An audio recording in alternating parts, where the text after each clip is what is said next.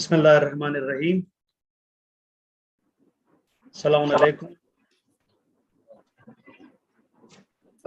آپ سبھی حضرات کا استقبال ہے اس ویبینار میں۔ ایک بار پھر ہم آپ کی خدمت میں حاضر ہیں ایران کلچر ہاؤس کے بیہاف پر ایک اور ویبینار کے تحت اور ایک اور عنوان کے ساتھ۔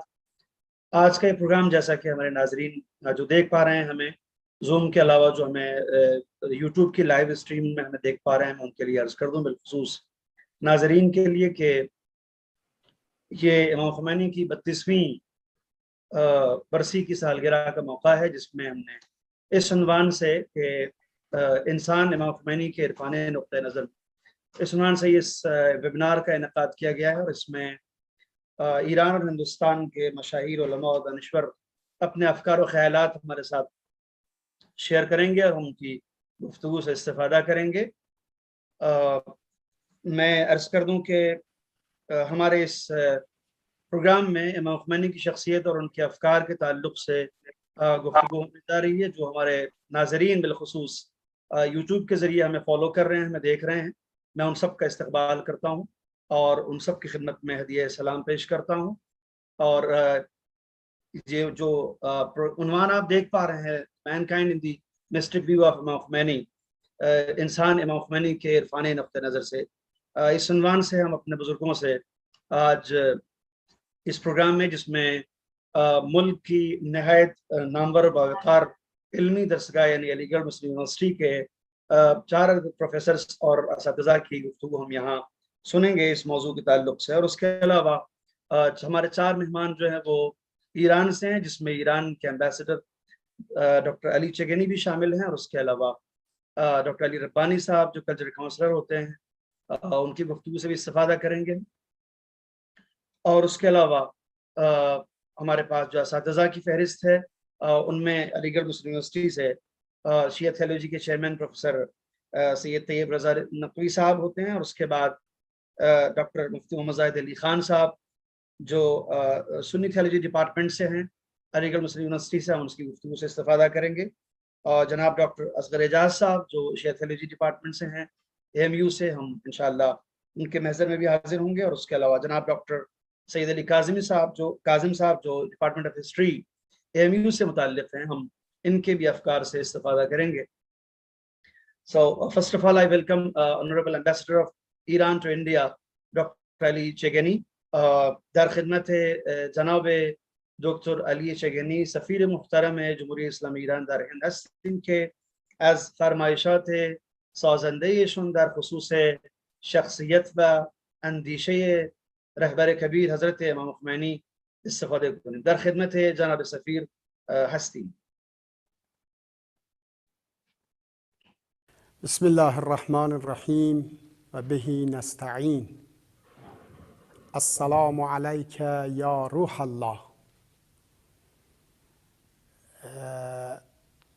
During these days we are witnessing many speech, many discourse, many studies about Imam Khomeini, morality, personality, history, lifestyle. The adjective that he got, this man, whether he was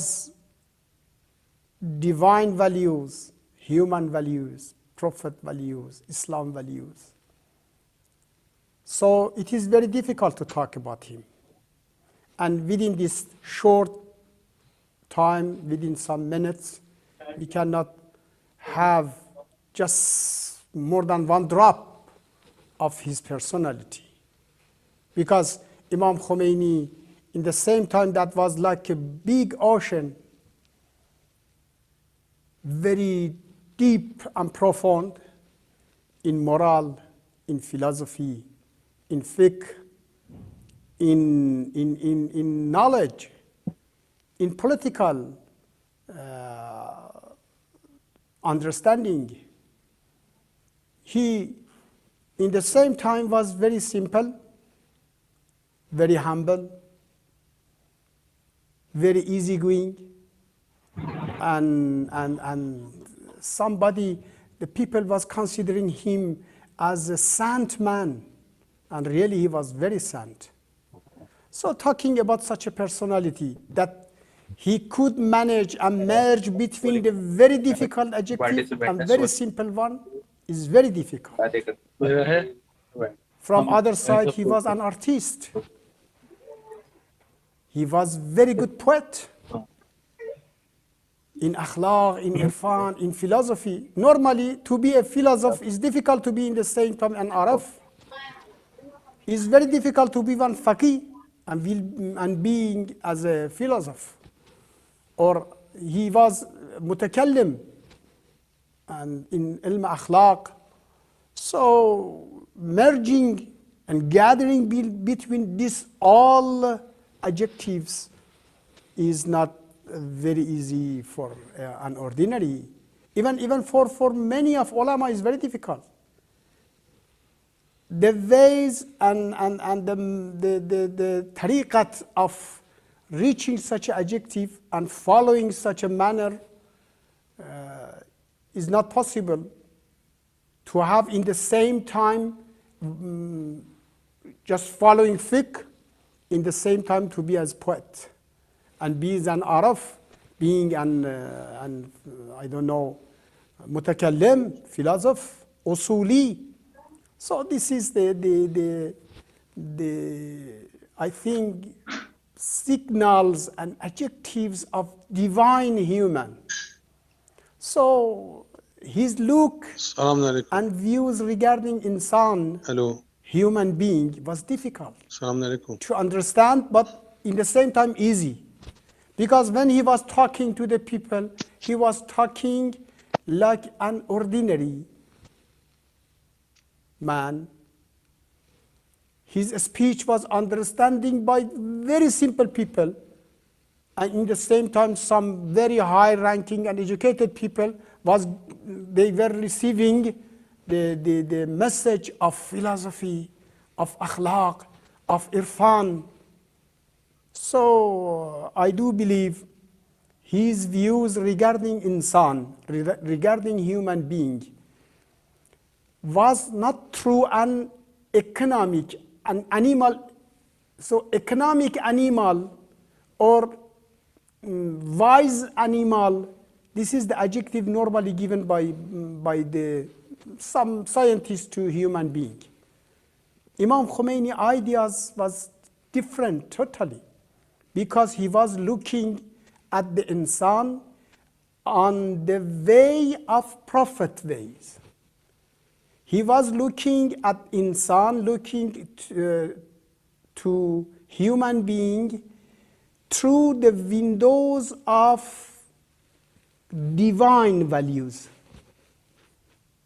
What I mean, he was not looking and not considering insan, human being, in gender, in sex, in color, in language, in I don't know, the quantity of mind. No. He was looking at human being as Khalifatullah. Khalifatullah means replacement of God on the earth. So that means such a presence should be admired, should be taught, should be upbring and uproot in the manner of God. So the ways that Holy Prophet and Holy Prophets were looking at the human. So Ya ayyuhal insan innaka kadihun ila rabbika kadhan famulaqih. So in the view of Imam Khomeini, no difference between the human being at all. Nobody can say we the Iranian, we the Arabs, we are much more understand people, much more proud people, we have the superiority. No. Imam Khomeini says no difference between any mankind in all of the world. So from west to east, black to white, white to red, I don't know. So he in his books, in his manner of teaching, and in his teaches, when you go, you will find that Imam Khomeini see human being as a presence that he or she has the capacity to be upright in the level that he can be replacement of God. Receive the God's adjective, the divine values. So in that case, in that manner, you will see in different aspects of life, you will be a God representative on the earth. In akhlaq, in normal life, in school, in the mosque, in society, anywhere, you will be as a drop of God ocean. You will be representative of God. You will be Khalifatullah. So that's why we see in his commentary on the dua, one of the dua munajat sha'baniyeh, he was telling, Ilahi, habli kamal al-inqita'i ilayk. Means, oh God, he was giving this commentary on that dua, give me that degree of my reaching the point of the God values, that I will be in the same point that I won't be from the earth. So already I have been leaving the earth and animal life and be whole as you. So you will accept me. Whole your adjective will come to me, and I will be divine human, not animal human, not economic animal, not wise animal. In that case, my adjective from God will cover whole my life, whole my mind, whole my speech, whole my acts. This was what I understand from Imam Khomeini's views regarding human being. I hope it was useful. Thank you very much. خیلی متشکریم جناب سفیر محترم جمهوری اسلامی ایران در هند. حضرات، آپ نے ابھی جو گفتگو سماعت کی وہ ہندوستان میں ایران کے سفیر جناب ڈاکٹر علی جگنی صاحب تھے، جنہوں نے امام خمینی کی شخصیت کے بعض پہلوؤں پہ روشنی ڈالی، اور جو ایسے اسپیکٹس ہیں کہ جو یقیناً آپ کی شخصیت کے بہت ہی آفاقی اور یونیورسل اسپیکٹ ہیں، اور خاص کر جو آپ کے اپروچ ہے انسان کو لے کر کے، اور انسان کی جو اہمیت اور اس کا احترام اور جو شرف ہے انسانیت کا، اس کے تعلق سے جو امام خمینی کا فلسفیانہ نقطہ نظر ہے اور جو عرفانی اپروچ ہے اس کو لے کر کے، اس کے حوالے سے آپ نے گفتگو کی کہ انسان کتنا باشرف ہے اور کتنی اس کی اہمیت ہے زمین کے اوپر، اور وہ جو ہے وہ اپنے اخلاق سے اور اپنے عرفانی نقطہ نظر سے کتنی بلندیوں کو طے کرتے ہوئے کہاں تک پہنچ سکتا ہے، اور جیسا کہ امام خمینی نے عملاً بھی یہ کر کے ثابت کیا، اور اس کے بعد اپنی تمام تر تعلیمات سے دنیا کو یہی سمجھانا بھی چاہا کہ انسان کس طریقے سے ایک باعزت زندگی گزار سکتا ہے، اور ایسی زندگی گزار سکتا ہے کہ اس کی زندگی کا خاتمہ ہونے کے باوجود بھی وہ انسان کے حافظوں میں، تذکروں میں زندہ رہے۔ آئیے حضرات، ہم اس گفتگو کے بعد چلتے ہیں اپنے وطن عزیز کی ایک عظیم علمی درسگاہ یعنی علی گڑھ مسلم یونیورسٹی میں جو شیعہ دینیات کا شعبہ ہے، اور اس وقت اس کی سربراہی کر رہے ہیں پروفیسر طیب نقوی صاحب۔ میں ان سے درخواست کرتا ہوں کہ وہ یہاں اس وقت آن لائن ہیں اور اس موضوع کے تعلق سے اپنے افکار و خیالات پیش کریں۔ پروفیسر طیب نقوی صاحب ہم سے مخاطب۔ بسم اللہ الرحمن الرحیم، الحمد للہ رب العالمین والصلاة والسلام علی اشرف الانبیاء والمرسلین، اما بعد۔ مقالے کا عنوان انسان امام خمینی کی عرفانی نظر میں، سب سے پہلے سامعین کی خدمت میں جناب محترم نمائندہ جمہوریہ اسلامی ایران در دہلی سفیر محترم و بعدہ آقائے مہدوی پور و دیگر علماء، اس مقالے میں سب سے پہلے چونکہ عرفان بنیادی چیز ہے اور پھر اس کے ساتھ ساتھ انسان کا ذکر امام خمینی کی نظر میں کہ کس طرح سے آپ نے انسان کو سمجھنا اور سمجھانے کی کوشش کی ہے۔ سب سے پہلے لغوی معنی کیے گئے ہیں عرفان کے، پھر اصطلاحی معنی کیے گئے ہیں، اور اس کے بعد جو ایک انسان کا تصور آپ نے اپنی مارکۃ الآراء کتاب چہل حدیث کی شرح میں جو ایک انسان کا تصور پیش کیا ہے اور صحیح انسان بننے کا، اس کے بارے میں کچھ گفتگو کی گئی ہے، اور نفس انسان کے بارے میں کچھ معروضات ہیں۔ شروع کرتا ہوں لغوی تعریف۔ عرفان کے معنی علم، شناخت، معرفت اور پہچاننے کے ہیں۔ فارس ابن زکریا نے عرفان کو شناخت، جاننے، پہچاننے کے معنی میں اس کے مادے کو عرفہ سے لیا ہے، جو سکون اور اطمینان سے قرار دیا گیا ہے۔ عرفان کے دو مختلف پہلو ہیں، فرہنگی پہلو جو نظری اور عملی دونوں کو شامل ہے، اور دوسرا اجتماعی پہلو۔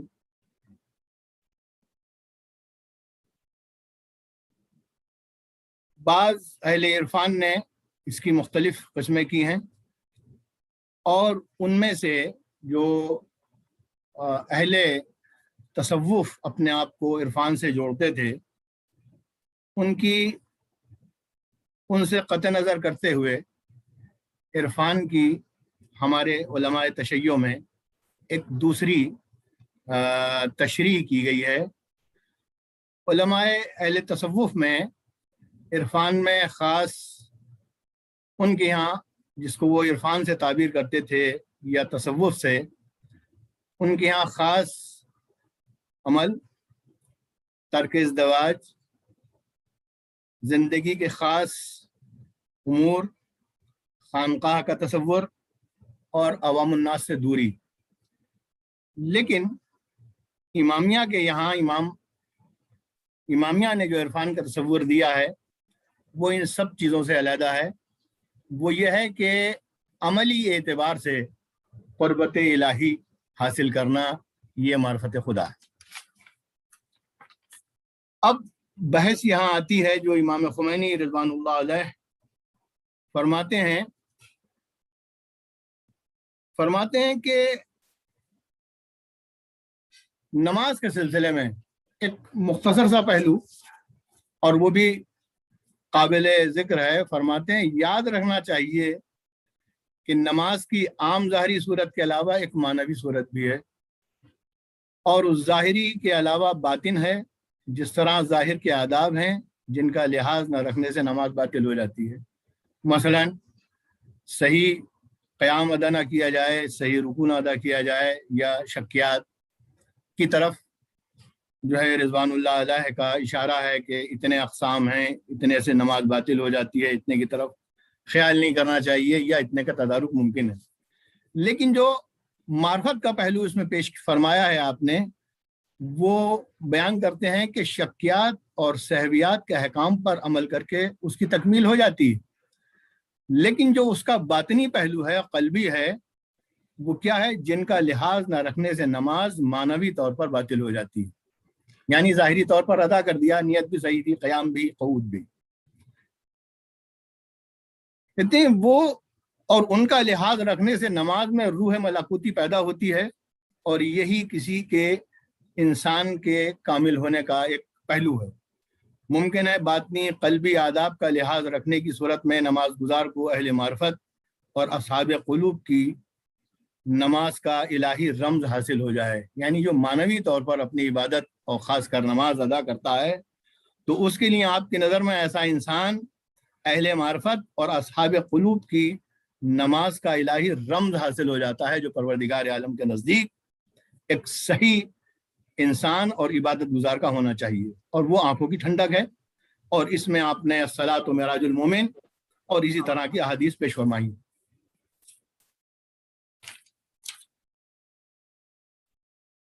اب چلتے ہیں آپ کے نابغہ روزگار کتاب 40 حدیث چہل حدیث کہ کچھ آپ کے عرفانی نمونوں کا ذکر کرتے ہیں، جس کتاب کو آقا امام نے کٹ ہو گیا کیا 40 برس کی انتھک کوششوں کے باوجود مسلسل محنت اور عرفانی لگن کے ساتھ آپ نے اس کو مرتب کیا. اور اس میں سب سے پہلے فرماتے ہیں الموعظہ اذا خرجت من القلب دخلت فی القلب واذا خرجت من اللسان لم يتجاوز الاذان، کہ موعظے کی خوبی یہ ہے کہ جب وہ قلب سے نکلتا ہے تو قلب میں داخل ہوتا ہے، اور جب وہ فقط زبان سے نکلے گا تو کانوں کے سوا اس کی کوئی یعنی گزرگاہ نہیں ہے، صرف کان سے ہی گزر کر چلا جائے گا. آپ نے اس کتاب کے اندر انسان کی صحیح دکھتی ہوئی رگ پر، نبض پر ہاتھ رکھا اور ان کی اخلاقی کوتاہیوں کی طرف متوجہ کیا، اس کا علاج فرمایا، اور اس کے بارے میں ذکر فرمایا کہ انسان فقط دیکھنے ہی میں انسان نہیں ہونا چاہیے، بلکہ اس میں روح ملکوتی ہے، اس میں روحانیت ہے، اللہ سے تقرب کا جذبہ ہے اور وہ طاقت ہے. فرماتے ہیں کہ اسی طرح آقا امام خمینی کے بیان کردہ مسائل میں فقط تشخیص مرض ہی نہیں ہے، بلکہ اس کا علاج بھی ہے، علمی نکات بھی ہیں، عرفانی لطائف، مکاشفات اور معرفت ربانی بھی. اب امام جہاد اکبر کے سلسلے میں سکونی کی روایت امام جعفر صادق علیہ السلام سے نقل فرماتے ہیں کہ آن حضرت نے ایک سریے کو جنگ کے لیے جانے کے لیے حکم فرمایا، اور وہ جب واپس آ رہا تھا لشکر، تو آپ نے فرمایا کیا کہنا اس قوم کا جس نے جہاد اصغر کو پورا کر لیا لیکن ابھی جہاد اکبر باقی ہے. لوگوں نے پوچھا کہ جہاد اکبر کیا ہے؟ کہ نفس سے جہاد کرنا. اب اس کے بارے میں کچھ تفصیل کے بعد فرماتے ہیں کہ سنو، انسان ہی وہ عجوبہ ہے جس کی ایک زندگی میں 2 زندگیاں ہیں. یہ آپ نے امام خمینی رضوان اللہ علیہ نے انسان کی 2 قسمیں ایک ہی انسان میں 2 پہلو بیان کرتے ہوئے ارشاد فرمایا کہ یہ ایک ایسا عجوبہ ہے جس کی ایک زندگی میں 2 زندگیاں ہیں. ایک بدن، اس کو نشاط ظاہری اور دنیاوی کہا جاتا ہے، اور دوسرا نفس، اس کو نشاط باطنی اور غیبی کہا جاتا ہے. فرماتے ہیں کسی نے نفس کی 7 قسمیں کی ہیں، کسی نے 6 قسمیں کی ہیں، کسی نے 5 قسمیں کی ہیں، اور کسی نے دوسرے نظر سے دیکھا ہے تو اس کو اس طرح سے بیان کیا ہے کہ اس کی 2 قسمیں ہیں، اور ایک اس میں لشکر رحمانی عقلائی ہے، اور دوسرا اس میں جو ہے وہ لشکر شیطانی اور جہالتی ہے. اس عنوان سے ہم سمجھ سکتے ہیں کہ حضرت امام خمینی نے لشکر رحمانی کو عقلائی لشکر کہا ہے اور لشکر شیطانی کو جہالتی لشکر کہا، کہ ایک ہی انسان کے اندر وہ پہلو ہیں، اور وہ ملکوتی، اور وہ لشکر جو ہے اس کو ملکوت اعلیٰ کی طرف لے کر جاتا ہے، ملکوت اعلیٰ کی سیر کراتا ہے، وہ انسان کامل ہو جاتا ہے. اور جو لشکر شیطانی اور جہالتی ہے، یہ انسان کو عالم سفلی کی طرف لے نہیں جاتا ہے، جملہ استعمال کیا، گھسیٹتا ہے، سوق می دہل، اور شقاوت و بدبختی کی طرف دعوت دیتا ہے.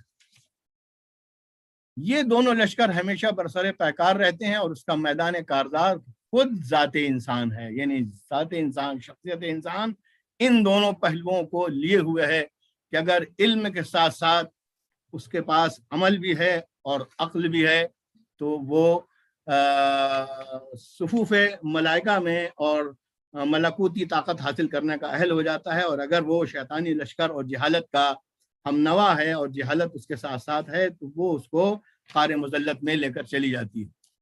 اب یہاں نتیجہ اخذ کرتے ہیں، اگر رحمانی لشکر غالب آ گیا تو انسان سعید اور اہل رحمت میں سے ہو جاتا ہے، یعنی وہی ایک انسان کہ جس کے اندر دو پہلو تھے، ایک اس کے اندر جنبہ اور پہلو تھا عقلائی اور لشکر رحمانی جس کو کہا گیا، یا لشکر رحمانی کہیے یا عقلائی پہلو کہیے یا شیطانی لشکر کہیے یا جہالتی لشکر کہیے۔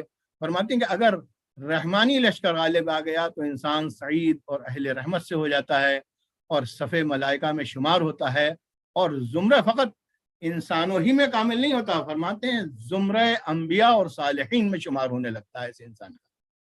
یعنی انبیاء تو ہیں جو اللہ کی طرف سے ایک بڑی ذمہ داری اور جو ہے پیغام اور میسنجر اور رسول اور نبی بن کر آتے ہیں۔ فرماتے ہیں کہ اگر کسی انسان نے عقل کو بروئے کار لاتے ہوئے اپنے اندر وہ لشکر رحمانی پیدا کر لیا، وہ صلاحیتیں پیدا کر لیں، تو وہ زمرہ انبیاء اور صالحین میں شمار ہونے لگتا ہے۔ لیکن اگر جہالت اور شیطانی لشکر غالب آ جاتا ہے تو انسان شقی اور اہل غضب میں سے ہو جاتا ہے۔ وقت کا خیال رکھیں، بس 1 منٹ۔ اور آخر کلام میں یہ گزارش کر دینا چاہیے کہ حضرت فرماتے ہیں کہ یہ بھی جان لینا چاہیے کہ جہاد نفس اور حرکت اللہ کی پہلی شرط غور و فکر ہے۔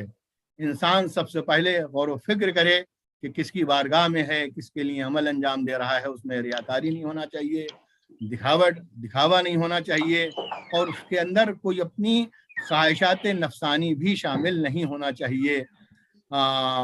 فرماتے ہیں کہ انسان غور کرے کہ اس دنیا کے اندر جو اس کے لیے نعمتوں کا دسترخوان بچھایا گیا ہے، اس کے لیے انبیاء اور صالحین اور پیغمبر آئے ہیں، کیا اس کو بہکانے کے لیے تو نہیں آئے، اس پر ظلم کرنے کے لیے تو نہیں آئے ہیں؟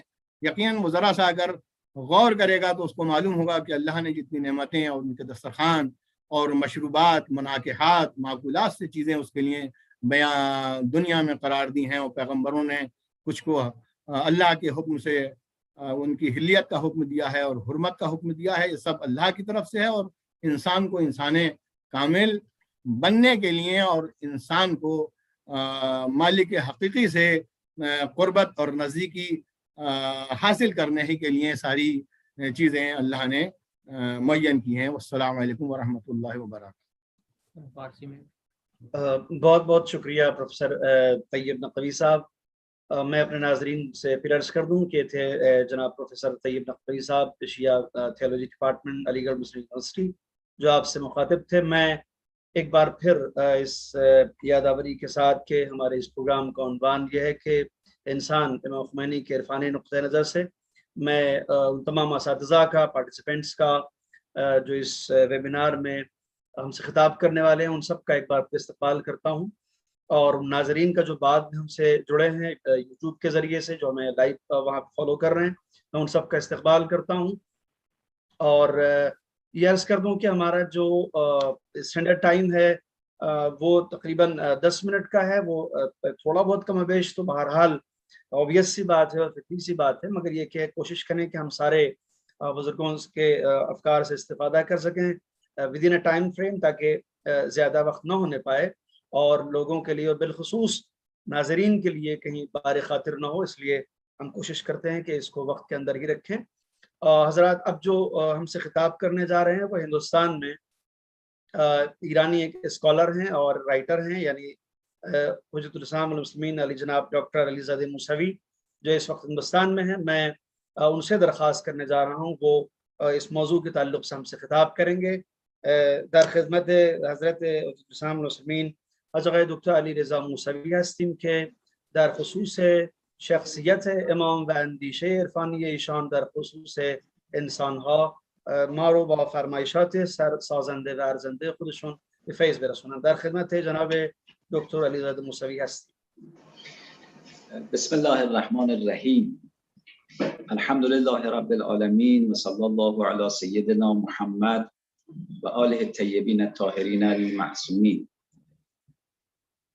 Before anything, I thank from the Iranian culture about holding this webinar on the Imam Khomeini, peace be upon him, thoughts. And it's, I believe that today it's very important for the human being that know about the different aspects of the Imam Khomeini personality. Before anything, I want to say that if we look at the Imam Khomeini personality, we face with a person with a different or dimensional aspects of personality. That means, unfortunately, till now, the people only know Imam Khomeini as a political leader, which related and which hold a new government in the Iran, but unfortunately neglected other aspects of the Imam Khomeini, which are very important. And these aspects are the base of the Imam Khomeini, rahmatullah alayh, political features.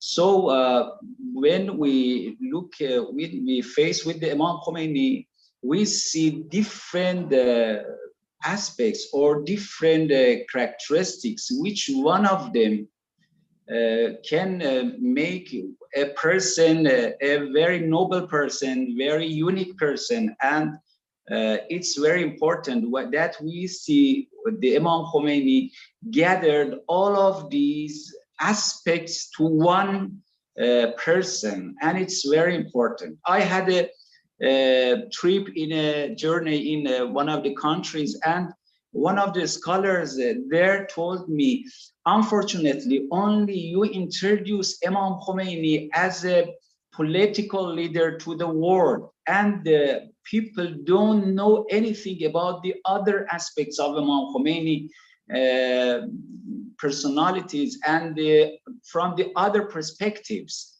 So it's very important that we should understand this situation. And the main thing about Imam Khomeini is that, you know, the feature that the political personality is very close to the social situation, that the person who entered to the policy, enter to the politics all the time, he should be aware of the social and like these things. But the person who concentrates on the spirituality and mysticism, he should concentrate on the, for example, very isolation to the others. And he shouldn't be, for example, to the people, among the people, he should select a person without any person and have some relations with the Allah. But now we see Imam Khomeini has these different aspects. That means he was as well as a political man, a leader man for the, for example, social movements. At the meantime, he was a, for example, a spiritual man, which combined these two things to each other. In the other word, the people understand the policy or the politics as a science which not any relation, which doesn't have any relations with the religions and spirituality.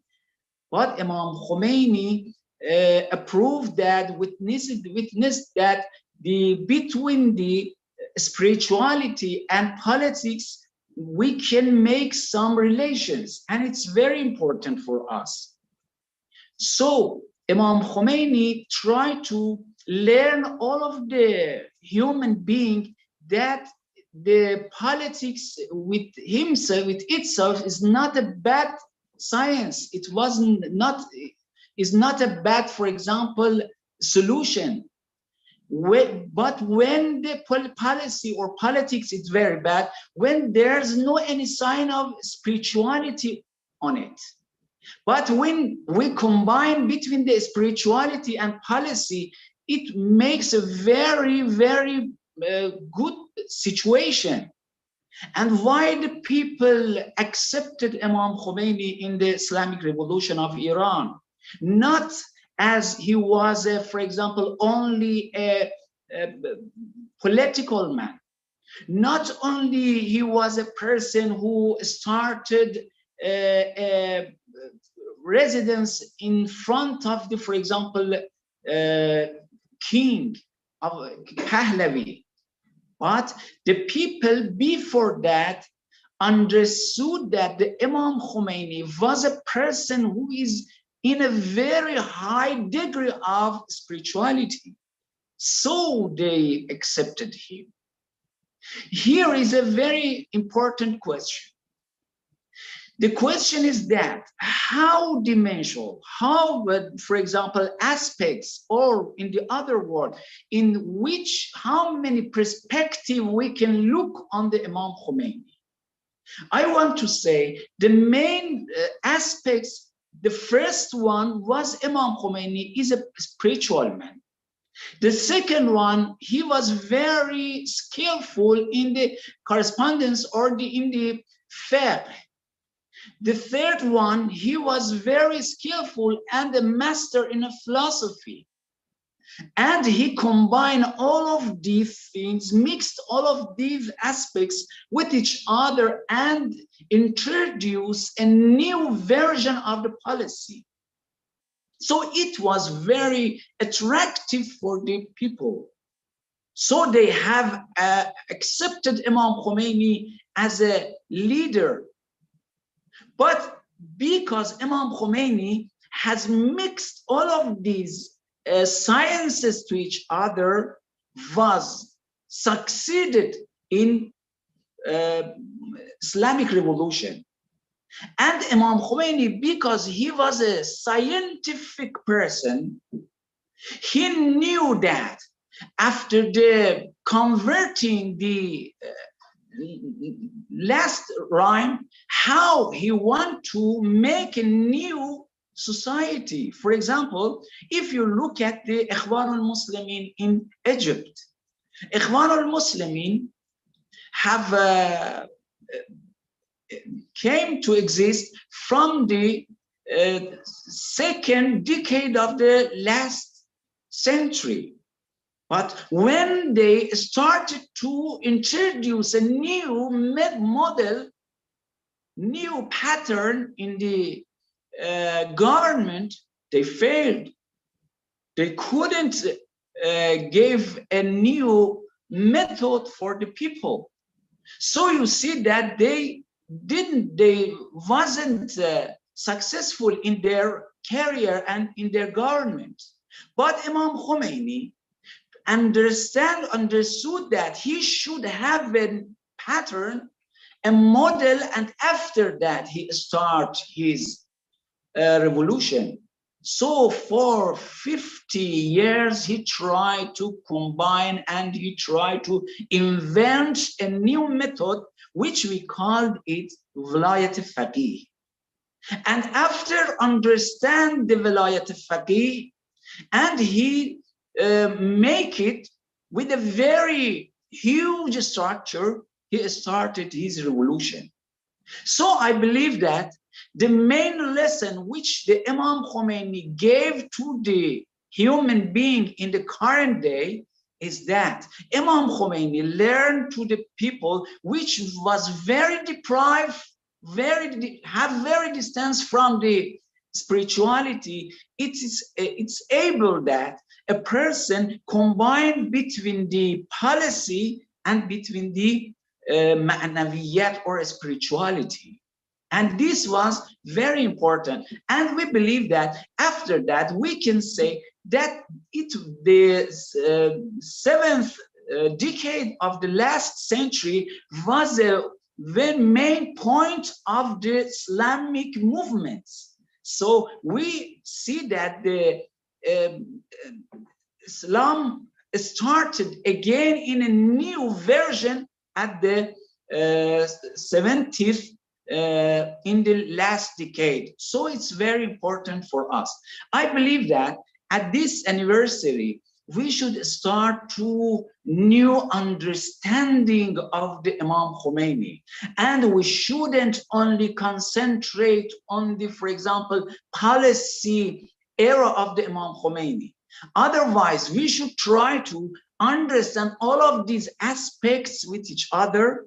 We should combine these aspects to each other, and after that, we see that this structure will reproduce new generation of the thinkers which preserve a new method for controlling or for governing the human being, which unfortunately we see that the secularism or laicism is divided all of the policies from the, for example, spirituality. And Imam Rahmatullah alayh learned the human being today. You can live in a political era, you can live in a political situation with keeping your also spirituality and like these things.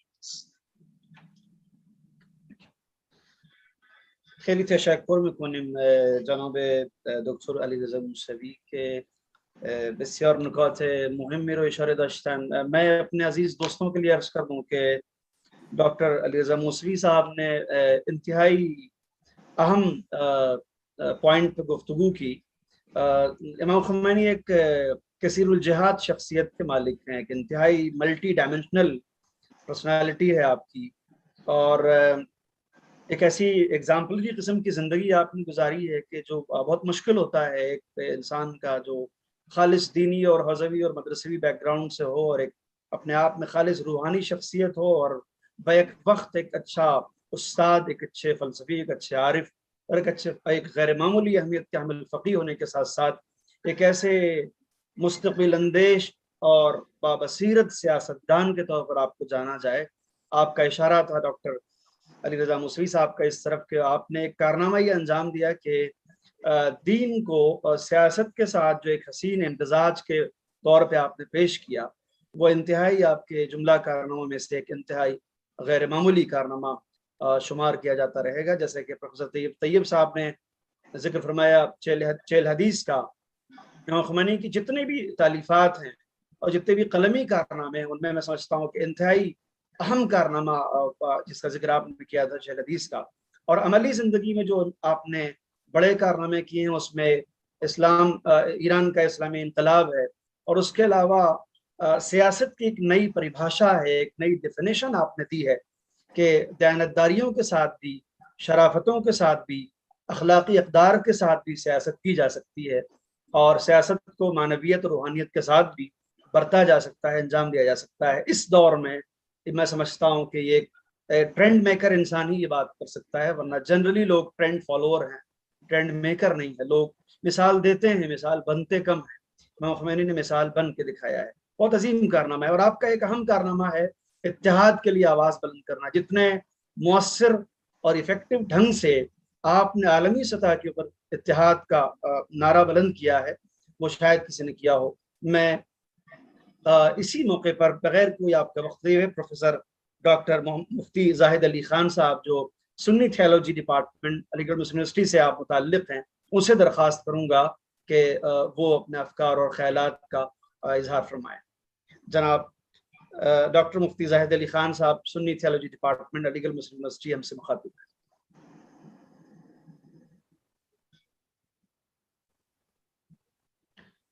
Mic آن کر لیجیے اپنا آپ.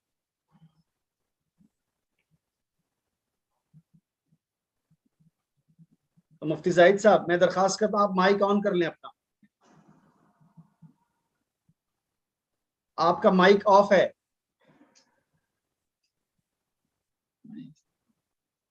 آپ کا mic of ہے. Mic آپ کا microphone. جی ٹھیک ہے، ٹھیک ہے. جی بسم اللہ الرحمن الرحیم.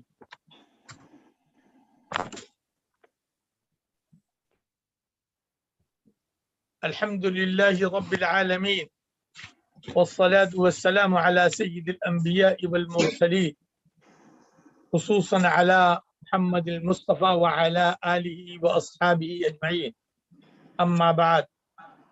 میں سب سے پہلے سفیر محترم ایران اور دوسرے عظیم عہدیداران کا اس موقع پر خیر مقدم کرتے ہوئے یہ عرض کرنا چاہوں گا کہ ایران کلچر ہاؤس اور شیعہ تھیولوجی دینیات علی گڑھ مسلم یونیورسٹی علی گڑھ نے جو ویبینار منعقد کیا ہے آج 4 جون جمعے کے دن 2021 کو، اور اس کا عنوان رکھا ہے mankind in the mystic view of Imam Khomeini, Imam Khomeini کا عرفانی نقطۂ نظر اور نسل انسانی.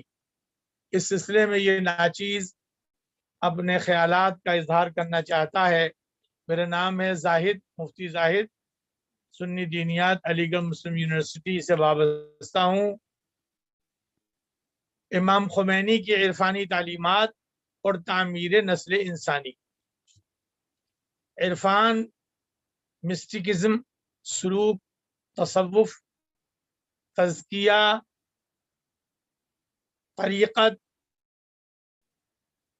اور احسان وغیرہ الفاظ ایسے حقیقت کے اظہار کے لیے متبادل کے طور پر استعمال کیے جاتے ہیں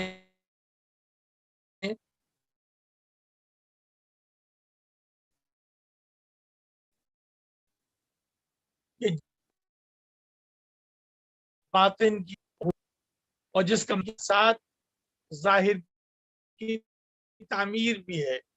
سربستہ کی تلاش میں نکلتا ہے تو اس کے اندر کی روشنی اس کی مدد کرتی ہے، جس سے اندرونی پاکیزگی جلا پاتی ہے، اور جو شے عرفان اور سلوک کی منازل طے کرتے ہوئے لذات دنیاوی سے دور کرتی ہے اور ہر مصیبت کو خندہ پیشانی کے ساتھ برداشت کرنے کا اشتیاق بڑھاتی ہے، اسے تصوف، احسان، عرفان یا مسٹکزم کی اصطلاح میں عشق کہتے ہیں. اور تمام طرح کے لوازمات سے خود کو جدا کرتے ہی بندہ عشق الہی سے سرفراز ہونے لگتا ہے، جس کا راستہ عشق نبوی کے ذریعے سے اللہ تبارک و تعالیٰ تک براہ راست پہنچتا ہے. اسلامی عبادات میں نماز کو بڑی اہمیت حاصل ہے.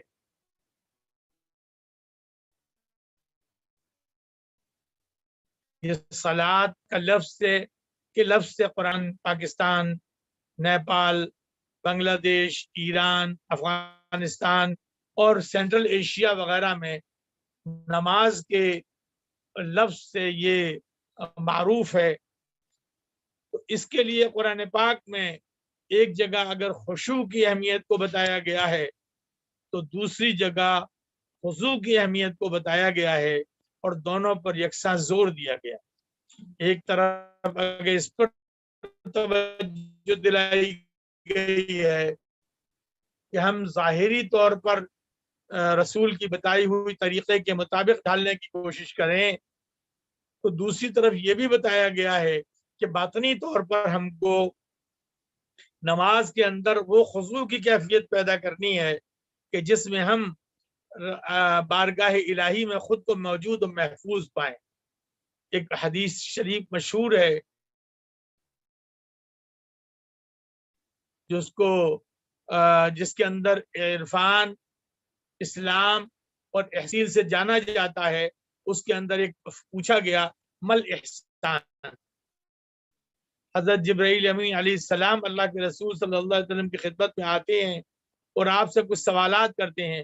اس میں ایک سوال ہے مل احسان. تو اس حدیث میں پوری تفصیل نہیں ہے، لیکن اس کا خلاصہ اور آخری وہ موجود ہے. باقی حدیث میں تفصیل بھی موجود ہے. اس میں آخری بات موجود ہے ان تعبد اللہ کأنک تراہ فإن لم تکن تراہ فإنہ یراک. تم اللہ کی ایسے عبادت کیا کرو جیسے کو دیکھ رہے ہو، اللہ کو دیکھ رہے ہو۔ یہ تصور تو قائم کر ہی سکتے ہو کہ اللہ خود تم کو دیکھ رہا ہے اور اس کے استحضار سے کبھی بھی غافل نہیں۔ سلوک، تصوف اور عرفان سے متعلق میں ارشاد صابرین، بے شک اللہ تعالیٰ ان لوگوں کے ساتھ ہے جو تقوی اختیار کیے ہوئے ہیں۔ حوالہ موجود ہے، اس کے بتانے کی ضرورت نہیں، سب لوگ جانتے ہیں۔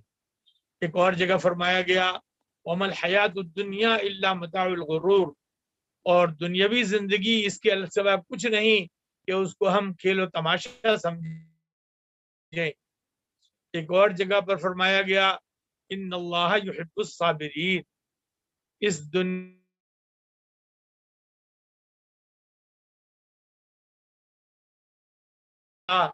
تم صبر اور نماز سے مدد حاصل کرو۔ یہاں اس کی ایک اور پہلو کو بتایا گیا ہے کہ اللہ صبر کرنے والوں سے محبت رکھتا ہے۔ ایک دوسری آیت شریفہ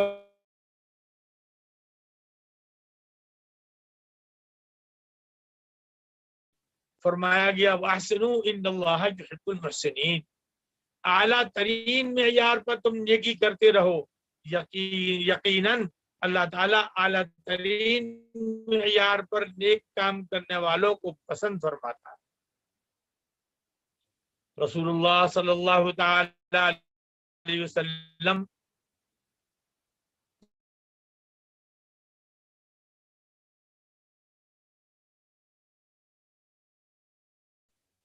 یہ بھی فرمایا گیا وَإِنَّكَ لَعَلَىٰ خُلُقٍ عَظِيمٍ، آپ اعلیٰ ترین اخلاق حسنہ پر فائز ہیں، اور ظاہر ہے کہ ان تمام چیزوں کی اتباع کرنے کا مومنین کو حکم دیا گیا ہے۔ حضرت انس رضی اللہ تعالیٰ عنہ فرماتے ہیں کہ رسول اللہ صلی اللہ علیہ وسلم کرنے والے شخص کی طرح ہیں، اور اللہ تعالیٰ مصیبت زدہ کی دستگیری کو پسند فرماتا ہے۔ ایک مرتبہ حضرت عائشہ صدیقہ رضی اللہ تعالیٰ عنہ سے کسی نے آ کے پوچھا اے ام المؤمنین، آپ تو سب سے زیادہ اللہ کے رسول کے بارے کے اخلاق اور معاملات کے بارے میں جانتی ہیں، آپ فرمائیے اللہ کے رسول کا اخلاق کیا تھا؟ آپ نے فرمایا کان خلقہ القرآن، تم قرآن پاک میں جس جس چیز کی بھی تعلیم پاتے ہو اللہ کے رسول صلی اللہ تعالی علیہ وسلم ان اخلاق کی تمام تاکید۔ شیخ جامی نے ایک بڑا پیارا شعر فرمایا ہے، اور ایران کے عظیم صوفی شاعر ہیں، ان علامہ جامی نے فرمایا بندے عشق شدی تر کے نسب کن جامی، کہ در این راہ فلاں ابن فلاں چیزیں نیست، تم عشق کے بندے ہو، تم اپنے نسب کی بڑائی کا ذکر کرنا چھوڑ دو کہ اس راستے میں فلاں ابن فلاں کی کوئی اہمیت نہیں ہے۔ اللہ تعالیٰ کے یہاں جو بھی مقبول ہو جائے، اس کا ہر عمل اگر مقبول ہے تو اللہ کے یہاں قبول کیا گیا ہے۔ امام خمینی کی تقریریں، مضامین اور کتابوں کے علاوہ راہ اسلام کا عرفان و تصوف اسلامی نمبر، اس کے علاوہ مصباح الہدایہ ایک رسالہ ہے وہ، اس کے علاوہ دوسرے ہمیں جو تصوف کے اور عرفان سے متعلق امام خمینی کے نظریات ہیں، ان کی بہت سی کتابوں، تقریروں اور دوسری چیزوں میں اس کی وضاحت کی گئی ہے ان کی، اور انشاءاللہ العزیز ہم کو اس سے بہت زیادہ فائدہ پہنچے گا۔ میں اب چند باتیں معمولی مختصر طور پہ 1-2 منٹ میں عرض کرتا ہوں۔ امام خمینی نے دین کی تعلیمات کا پورا خلاصہ بتاتے ہوئے ارشاد فرمایا ہمیشہ موت کو یاد رکھو اور یہ جانو کہ یہ دنیا اور اس کی زندگی ایک دن ختم ہو جائے گی، اس کے لیے ضروری ہے کہ ہمیشہ تم جانے کے لیے تیار رہو اور کبھی بھی تم آج کے کام کو کل پر مت ٹالو۔ امام خمینی نے ایک جگہ ارشاد فرمایا کہ دنیا کی زندگی میں جو مصیبتیں پیش آئیں ان پر صبر کرو، یہی صبر تمہارے لیے خوشخبری اور نیک عاقبت کا سبب بنے گا۔ ایک اور جگہ وہ ارشاد فرماتے ہیں تم محبت کرو اور تمام انسانوں سے محبت کرو، حتیٰ کہ تمام مخلوق خدا سے محبت کرو، کیونکہ تمام مخلوق خدا سے محبت کرنا اور انسانوں سے محبت کرنا ہی اس بات کی دلیل ہے کہ یقینی طور پر تم اللہ سے محبت کرتے ہو۔ ہمیشہ سچائی پر، ایک جگہ ارشاد فرمایا ہمیشہ سچائی پر قائم رہو اور شکوک و شبہات سے خود کو ہمیشہ بچا کر رکھو۔ ایک اور جگہ عجیب و غریب بات آپ نے ارشاد فرمائی، اور وہ سب کو یاد رکھنے کی ضرورت ہے، ہمیشہ لوگوں کو اسلام کی طرف اور خدا کی طرف بلاؤ، مخصوص کی طرف بلاؤ۔ جو امام خمینی تھا کہ تم اسلام سے ڈھال لو، اس کی مثال بھی پیش فرمائی۔ جب ایک مرتبہ نئی اسلامی مملکت قائم ہوئی تھی ایران میں، تو اس وقت میں یہ مسئلہ تھا کہ ساری دنیا خلیج فارس کہتی ہے، گلف میں جو، اور عرب والے اس کو خلیج عرب کہتے ہیں۔ امام خمینی نے فرمایا تھا کہ ارے ہم اتحاد قائم کرنے کے لیے سب اتحاد اسلام کے ماننے والے ہیں، آج سے ہم نہ خلیج فارس کہیں گے جس کو ساری دنیا کہتی ہے، نہ خلیج عرب کہیں گے جس کو عرب دنیا کہتی ہے، آؤ آج سے ہم اس کو خلیج اسلام کہیں۔ لیکن افسوس کہ اس صدا کو، اس پرخلوص پیشکش کو قبول نہیں کیا گیا۔ ان تمام عرفانی تصورات سے معلوم ہوتا ہے یعنی دنیا اسلام میں صحیح اسلامی فکر اور دینی قیادت فرمانے والی عظیم شخصیت تھے، اور وہ فلسفیانہ خیالات ایسے رکھتے تھے کہ جس سے صرف مسلمانوں کی نہیں بلکہ انسانی شرف اور اس کی ڈگنیٹی کا قیام کرنے کا راستہ ہموار ہوتا ہے۔ امام خمینی نے اپنے مشن کی تکمیل کے لیے روحانی سلسلے کو بھی آگے بڑھایا، اور اس کے ساتھ ساتھ انہوں نے سیاست کو بھی ایک ذریعہ بنایا۔ کاش کہ دنیا اسلام ان کے خیالات کو عام کرنے کے لیے ان کے مشن پر متفق ہو جائے، اور اپنے اندر ان کی شخصیت کے اور کارناموں کو پیش نظر رکھتے ہوئے متفق و متحد ہونے کی کوشش کرے، تو پوری دنیا میں انشاءاللہ العزیز امام خمینی کے جو انسانیت کی تعمیر کے لیے، اس کی ڈگنیٹی کے لیے، اور عرفان، تصوف، سلوک، تزکیہ، احسان، طریقات وغیرہ کی فروغ کے لیے جو انہوں نے جدوجہد کی تھی، اس کا انشاءاللہ قیام عمل میں آنے کا راستہ ہموار ہوگا، اور اس سے اسلام اور مسلمانوں دونوں کو انشاءاللہ العزیز فائدہ ہوگا۔ اللہ تبارک و تعالیٰ سے دعا ہے کہ اللہ تبارک و تعالیٰ مجھے اور اس سیمینار کے اور ویبینار کے منعقد کرنے والوں کو، شعبہ سنی شیعہ دینیات کے لوگوں کو کہ جنہوں نے اس میں ہاتھ بڑھا کر قدم بڑھایا، ایران کلچر ہاؤس کو کہ جس نے اس میں سرپرستی کی، تو ان سب کی خدمات کو قبول فرمائے، اور mankind in the mystic view of Imam Khomeini جو اس وقت ویبینار کیا گیا ہے، اس کو کامیابی کی اور قبولیت کی گویا کے درجے کو اللہ تبارک و تعالیٰ اپنے فضل سے اور خیر کو پھیلنے کا ذریعہ بنا۔ والسلام، شکریہ۔ مفتی زاہد، علی گڑھ مسلم جی بہت بہت شکریہ شعبہ سنی دینیات، علی گڑھ مسلم یونیورسٹی۔ بہت بہت شکریہ جناب مفتی زاہد علی خان صاحب، شعبہ دینیات اہل سنت، علی گڑھ مسلم یونیورسٹی۔ آپ نے امام خمینی کے تعلق سے بہت اہم نکات پر روشنی ڈالی، ہم آپ کا شکریہ ادا کرتے ہیں۔ ایک ذرا انٹرنیٹ کا اور کچھ ٹیکنیکل ایشو تھا، بار بار انٹریکشن ہو رہا تھا، مگر بارکیف ہم نے جو ہے وہ سبھی نے، مجھے توقع ہے کہ آپ کی گفتگو سے استفادہ کیا ہوگا۔ حضرات، ہم چلتے ہیں ہندوستان میں ایران کے ثقافتی نمائندے یعنی کلچر کونسلر جناب ڈاکٹر علی ربانی صاحب کی گفتگو سے استفادہ کرتے ہیں، اور اس کے بعد ہم لوٹ کے آگے بڑھیں گے، ہندوستان کی طرف آئیں گے اور یہاں کے ہمارے باقی جو مہمان ہیں ان کی گفتگو سے استفادہ کریں گے۔ در خدمت جناب ڈاکٹر علی ربانی رائزان محترم نمائندگی جمهوری اسلامی ایران در هند هستیم. اعوذ بالله من الشیطان الرجیم. بسم الله الرحمن الرحیم. عرض سلام و ادب دارم خدمت همه شرکت کنندگان در وبینار انسان در نگاه عرفانی امام خمینی. سب سے پہلے میں تمام ناظرین کی خدمت میں سلام عرض کرتا ہوں اور اس ویبینار میں شریک تمام علماء و دانشوروں کا استقبال کرتا ہوں.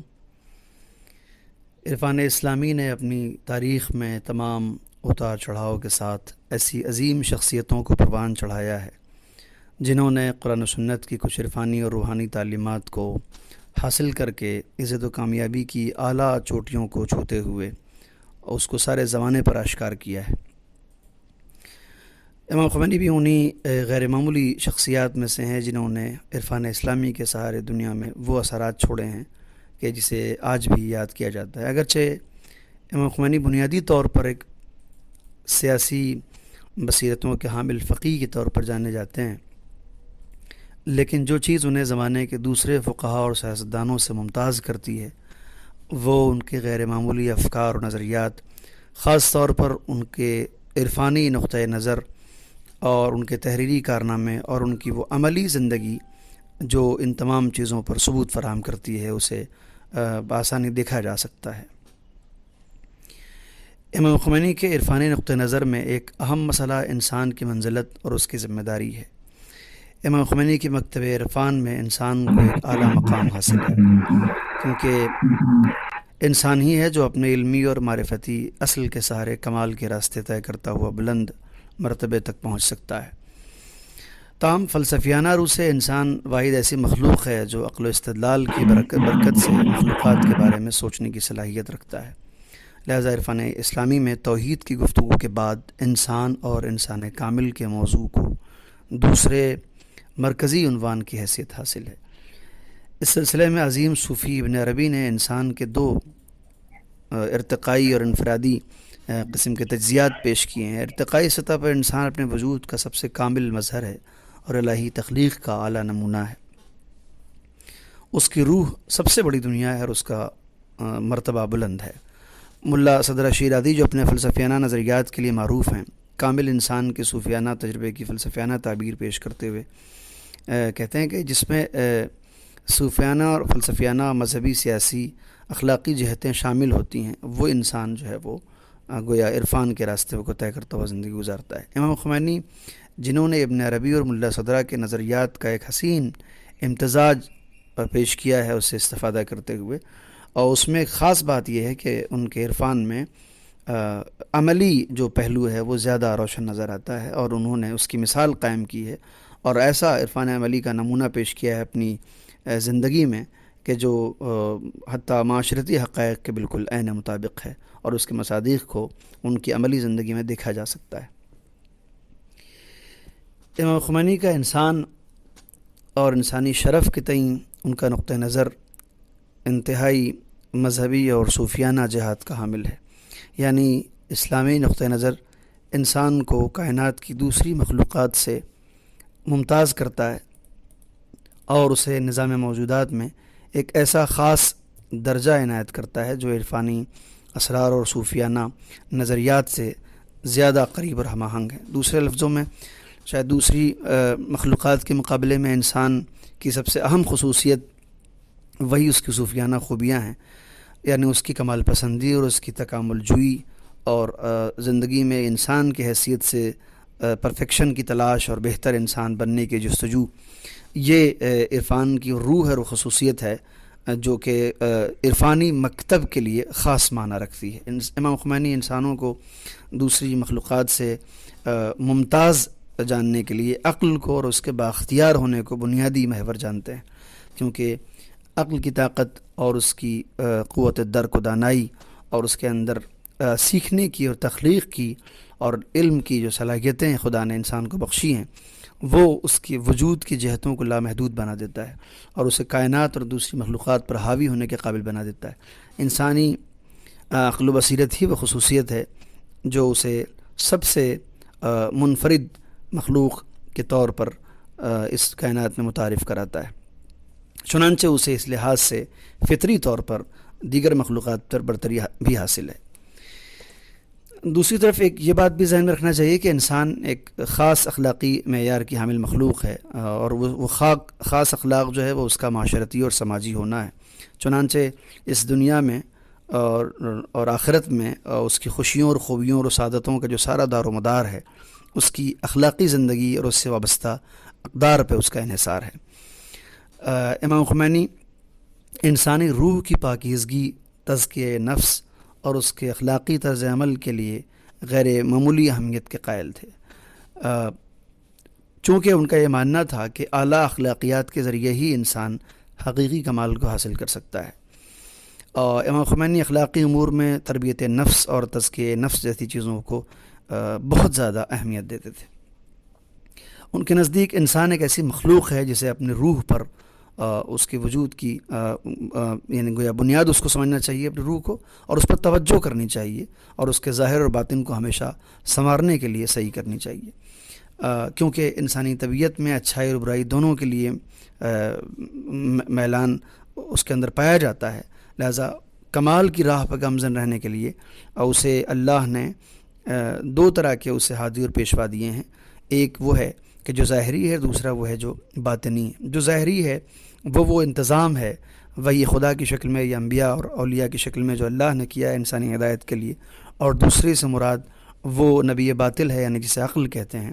ان دونوں رہنماؤں سے درست استفادہ انسان کی حقیقی سعادتوں اور خوشیوں کی ضامن ہے، اور ان میں سے ایک کے بغیر جو ہے وہ انسان کی جو ارتقاء کا سفر ہے وہ نامکمل ہے، اور انسان کسی ایک کے سہارے سے پوری زندگی کو نہیں گزار سکتا ہے، بلکہ اسے لازمی طور پر جو ہے وہ دوسرے کا سہارا لینا ضروری ہوتا ہے، اور دونوں کو ساتھ لے کے چلنا ہوتا ہے، یعنی عقل بھی اور نبی بھی۔ امام خمینی کی روح سے انسان پر خدا کی دائمی رحمتیں جو ہیں وہ اس کی عقل اور وحی پروردگار ہے اور اس کا اہتمام ہے، جو کہ ایسی رحمت ہے جو مسلسل انسان کے اوپر ہے۔ یہ ایسے دو پر ہیں جس کے ذریعے انسان جہالت، نقائص، ناہنجاریاں اور ظلم و ستم سے نکل کے علم، کمال، خوشبختی اور خوشی کی طرف انسان پرواز کر سکتا ہے۔ اس سلسلے میں ایک اہم بات یہ بھی ہے کہ امام خمینی کے مطابق علماء اور عرفاء صوفیہ کو معاشرے اور لوگوں کے دوسرے جو مسائل ہیں معاشی اور معاشرتی، اقتصادی، سیاسی، ان امور سے علماء اور عرفاء کا آگاہ رہنا امام خمینی کے ہاں بہت بنیادی طور پر ضروری ہے، اور ان کے یعنی عوام کے مسائل کو حل کرنے کی کوشش کرنا علماء اور عرفاء کے گویا اولین فرائض میں شمار ہوتا ہے امام خمینی کے روح سے، چونکہ وہ مانتے ہیں معاشرے سے دستبرداری لوگوں اور ان کے مسائل سے عدم توجہی کے مترادف ہے، اور ایسا کرنا جرم ہے۔ امام خمینی کے نزدیک عرفان و تصوف کا بنیادی مقصد خوشنودی خدا اور بشری سعادتوں کا حصول ہے۔ ظاہر ہے عرفان و تصوف کا یہ تصور ایک ایسا عملی تصور ہے کہ جسے ہم دوسرے الفاظ میں یوں کہہ سکتے ہیں کہ امام خمینی نے عرفان اور تصوف کو معاشرے میں ایک عام اور آسان تصور کے طور پر، جس سے ہر شخص اس سے اپنے آپ کو جڑا ہوا محسوس کرے، اس طریقے سے انہوں نے اس کو پیش کیا ہے اور بتایا ہے کہ اگر یہ اس کے تقاضے اس طرح پورے نہیں کرتا تو خود اپنے آپ میں عرفان کی جو ذاتی ماہیت ہے اور اس کی جو تعریف ہے وہ سمجھنا اہم نہیں ہے، بلکہ اس کے اثرات کو معاشرے پر تعمیری انداز میں مرتب کرنا یہ زیادہ ضروری ہے۔ امام خمینی نے بشری سعادتوں کی راہ میں عرفاء اور صوفیاء کے کردار پر خصوصی توجہ دی ہے۔ شاید یہی وجہ ہے کہ امام خمینی سیاست کو بہتری، کمال اور لوگوں کی فلاح امور کو منظم کرنے کا ذریعہ سمجھتے ہیں۔ امام خمینی نے عرفان اور تصوف کو معاشرے میں اس انداز میں متعارف کرایا ہے، وہ ہم آپ کو یعنی ہمیں اور آپ کو دیگر عرفاء کے یہاں بہت کم نظر آئے گا۔ یعنی امام خمینی نے عرفان کو عرفاء اور صوفیاء کی تنہائیوں سے نکال کر سماج کی جو اصل دھارا ہے اس سے جوڑنے کا کام کیا ہے۔ جو مین اسٹریم سوسائٹی ہے اس سے عرفان و تصوف کے اس تصور کو جوڑنے کا کام امام خمینی نے کیا ہے۔ ان کا ماننا تھا کہ عرفاء و صوفیاء کو انسانی معاشرے کی اصلاح میں بنیادی کردار ادا کرنا چاہیے اور ایک عقل مند اور ہمدرد رہنما کے طور پر کام کرنا چاہیے، تاکہ صوفیانہ طرز عمل اور عام معاشرے کے مابین ایک پختہ رابطہ قائم کیا جا سکے۔ امام خمینی کے عارفانہ نظریے کے مطابق ایک مومن کی اہم خصوصیت شریعت، طریقت اور راست بازی پر مبنی سیاست کے ساتھ اچھا کردار اور بہترین عمل کا باہمی امتزاج ہے۔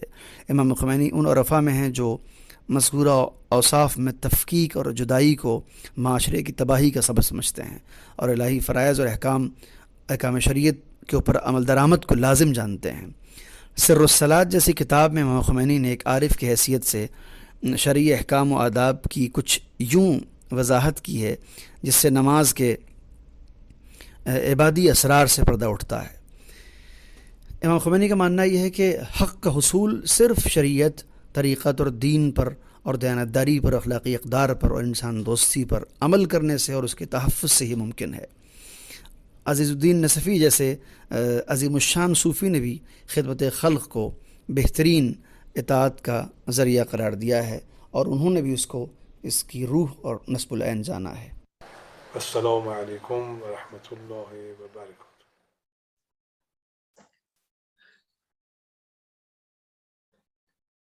حضرات، یہ تھے جناب ڈاکٹر علی ربانی صاحب، ہندوستان میں ایران کے کلچر کونسلر، جن کا میں شکریہ ادا کرتا ہوں کہ آپ نے جو ہے وہ امام خمینی کے تعلق سے یہ ویبینار جس عنوان کے تحت منعقد ہوا ہے، ایگزیکٹلی اسی عنوان کے تحت آپ نے اپنی جو گفتگو تھی وہ رکھی، اور امام خمینی کا جو عرفانی نقطہ نظر ہے انسان کے تعلق سے اور جن چیزوں پہ آپ نے ہمیشہ تاکید کی ہے اس کی طرف آپ نے اشارہ کیا، اور یقیناً ایک بہت بڑا کارنامہ امام خمینی کا یہ ہے کہ اتنی ساری ریاضتوں اور اتنی ساری محنتوں کے بعد آپ نے ایک ایسا تصور کہ جو کسی زمانے میں آدم بیزاری اور روحانیت زدہ قسم کا تصور کیا جاتا تھا کہ انسان ساری دنیا اور سماج اور معاشرے کو چھوڑ کے کہیں اکیلے میں رہے اور اس کے بعد یاد خدا میں غرق رہے اور اس کو ہی اپنا طر امتیاز سمجھے، امام خمینی نے اسے باطل قرار دیتے ہوئے یہ بتایا عملاً کہ انسان سماج میں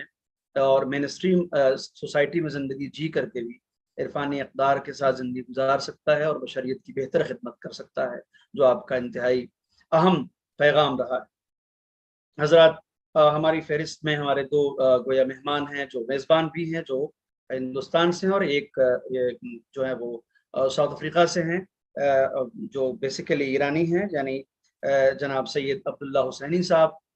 وہ میں درخواست کروں گا کہ وہ اس موقع پر ہم سے خطاب کریں، اس کے بعد پلٹ کے ہم پھر علی گڑھ مسلم یونیورسٹی کی طرف آئیں گے اور ہمارا پروگرام اپنے بالکل اختتامی مراحل کی طرف جا رہا ہے۔ میں آپ کی خدمت میں عرض کر دوں، یہ شاعر ہیں، اسکالر ہیں اور ساؤتھ افریقہ میں مقیم ہیں۔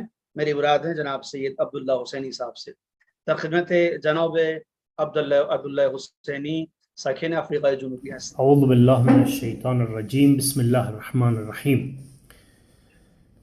To speak about Imam Khomeini rahmatullahi alayhi as the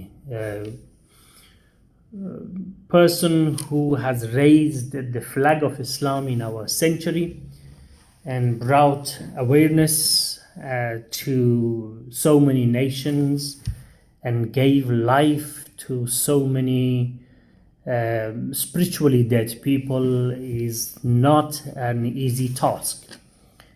As someone who met Imam Khomeini rahmatullah alayhi twice, and as someone who has been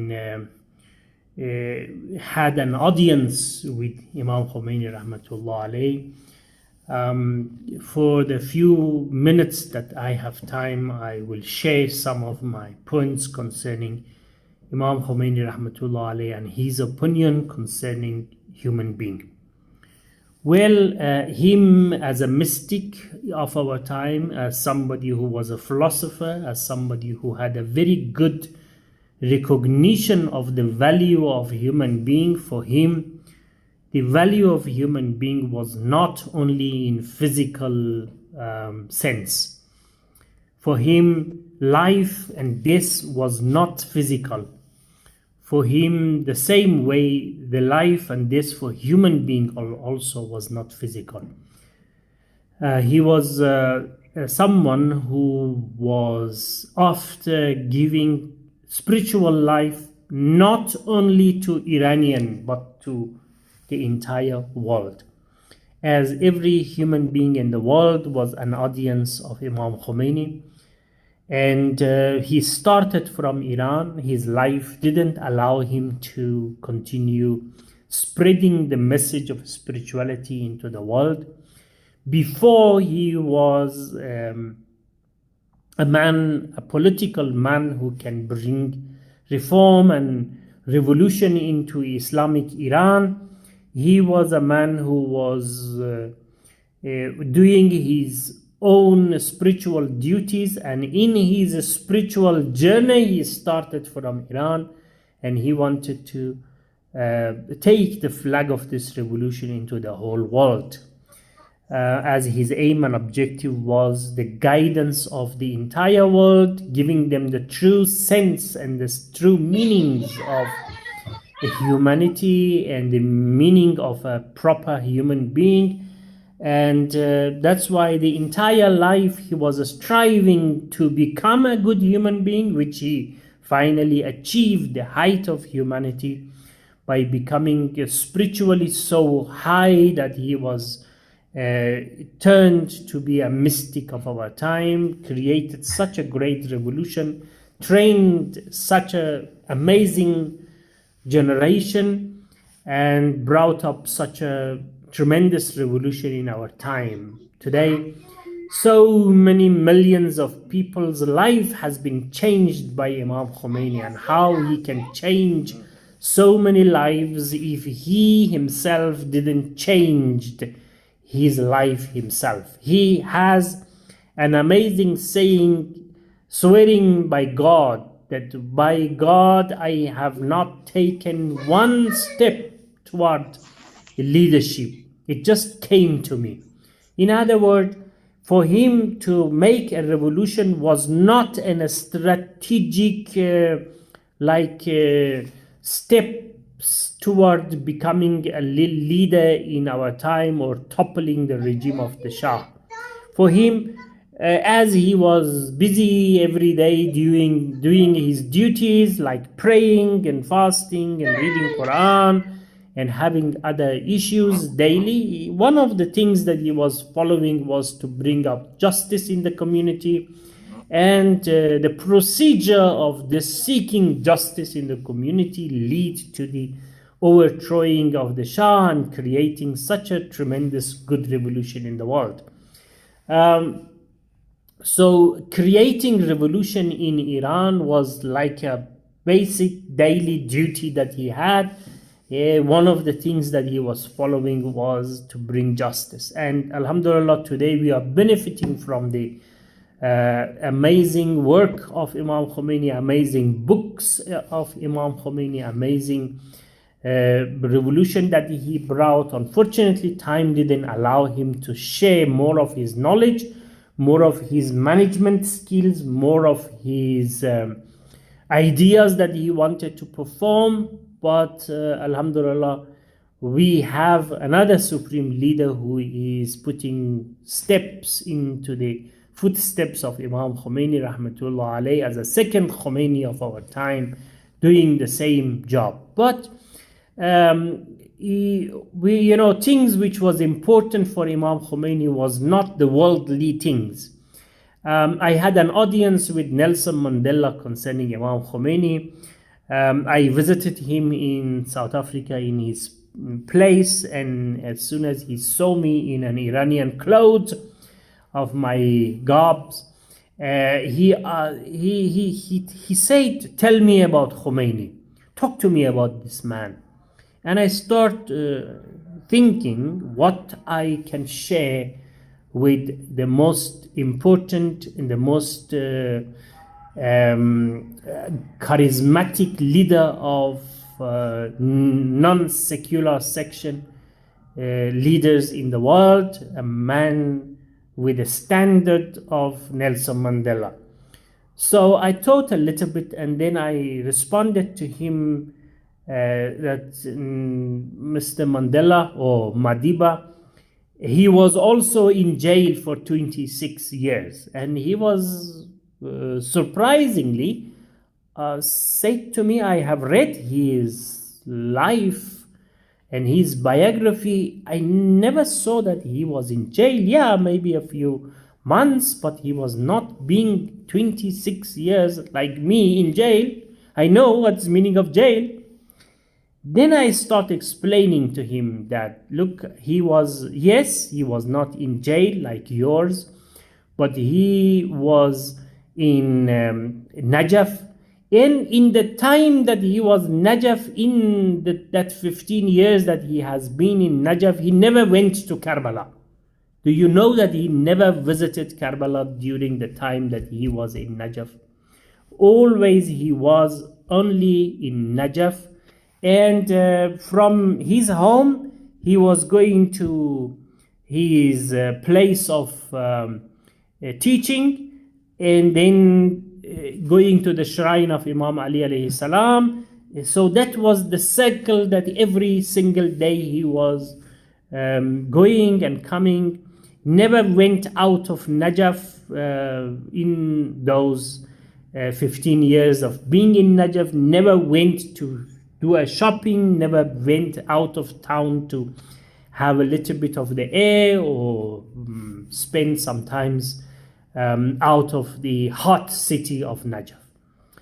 So what's meaning of prison?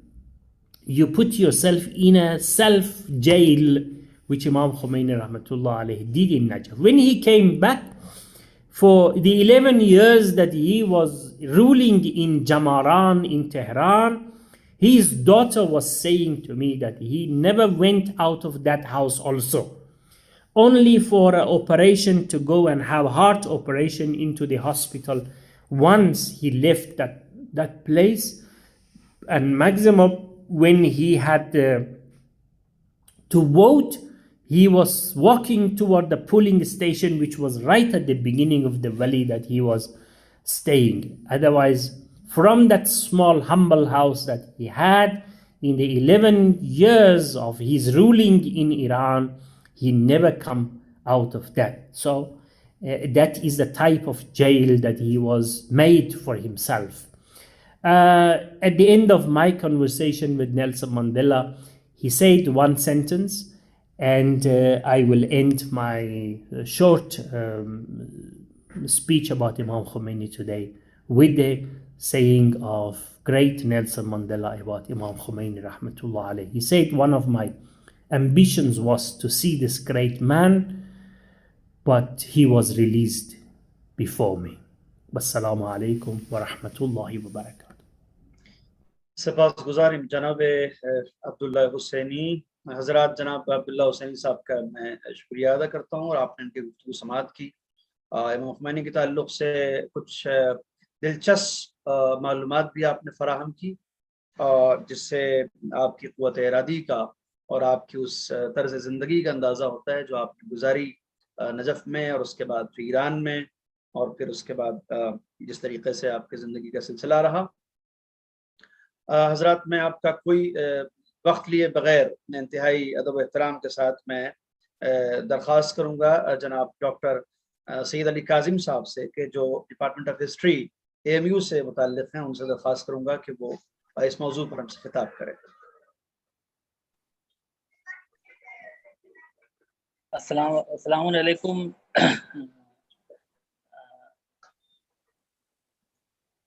All the participants and those who have spoken before me, the Iranian ambassador, Aghay Chaghani, the cultural counselor, Aghay Rabbani,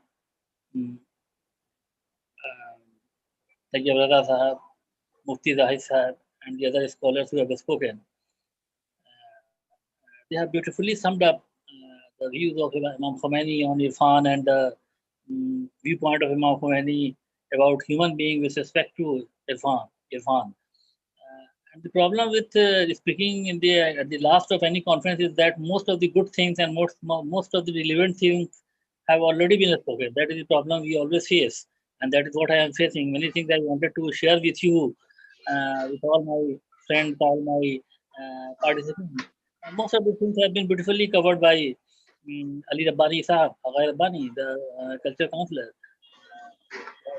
They have beautifully summed up the views of Imam Khomeini regarding Irfan, how the Irfan of Imam Khomeini the viewpoint of Imam Khomeini or Irfan was different from the prevalent notion of Sufism, which has been very much there in the Iranian land. Iran has been famous for several things. One of the things for which Iran is known is the development of Sufism in the Iranian land. The first, starting from Iraq, the wave of Sufism that came to Iran during the period after the Mongol invasion. After the Mongol invasion, Iran came to its own because of the prevalence of Sufism. So much of destruction was caused because of the invasion of Mongols, and most of the cities of Iran were razed to the ground, that it was only Sufism and Irfan, whatever you call it, paved the way for Iranian to come to terms with all those diseases. So later on, several transformations in the Irfan and all those things regarding Sufism, mysticism, whatever you call, these are the terms which we use, esoteric thing, mysticism, Irfan Elahi, the Sufism, which was the term which was originally used. So these transformation and the evolution in the Iranian society regarding Sufism went on right from the Mongol period, later Mongol period, Ilkhanid period, Muzaffarid period, and then Timurid period, then Safavi period, then Qajar. So a kind of the evolution in the Iranian notion of Sufism and Irfan has been taking place right from the last 1 millennium, 1,000 years. So Iran has been a very great land. So it is not surprising that such a great leader, such a great Qaid, the Qaid-e-Azam, the great revolutionary Inqalabi of his time, Imam Khomeini, would not be influenced by this Iranian notion of Sufism. It was not surprising, because most of if you come across if you go, because as an academician, as a researcher, we always go through the writings of some of the great Sufis who have lived in Iran. So we come across the notion of Sufism, all those paraphernalia of Sufism like Fana and then Futu and then Tawakkul. These are the things which are part and parcel of Sufism. They all have been explained, right from the ulama to fuqaha to Sufia of Iran. They all have been explaining. So Ayatollah Khomeini, Imam Khomeini must have, we presume that Imam Khomeini must have gone through the writings of some of the great Sufi scholars. He has gone through the Masnavi of Maulana Jalaluddin Rumi, which is referred to as the Quran in Persian. Some people refer it as a kind of a Quran in Persian. Masnavi Maulana Jalaluddin Rumi. The other thing that Imam Khomeini was influenced with was one thing which because many things have been already said. That is why I am not going to repeat what has been said. I have just deleted so many things, but I am just trying to emphasize only in the 10 minutes, 8 or 9 minutes which I have. I am going to emphasize on those things which have somehow been left. One thing is that as Imam Khomeini's background, Kashmiri background, his forefathers, his great-great-grandfather was from Kashmir.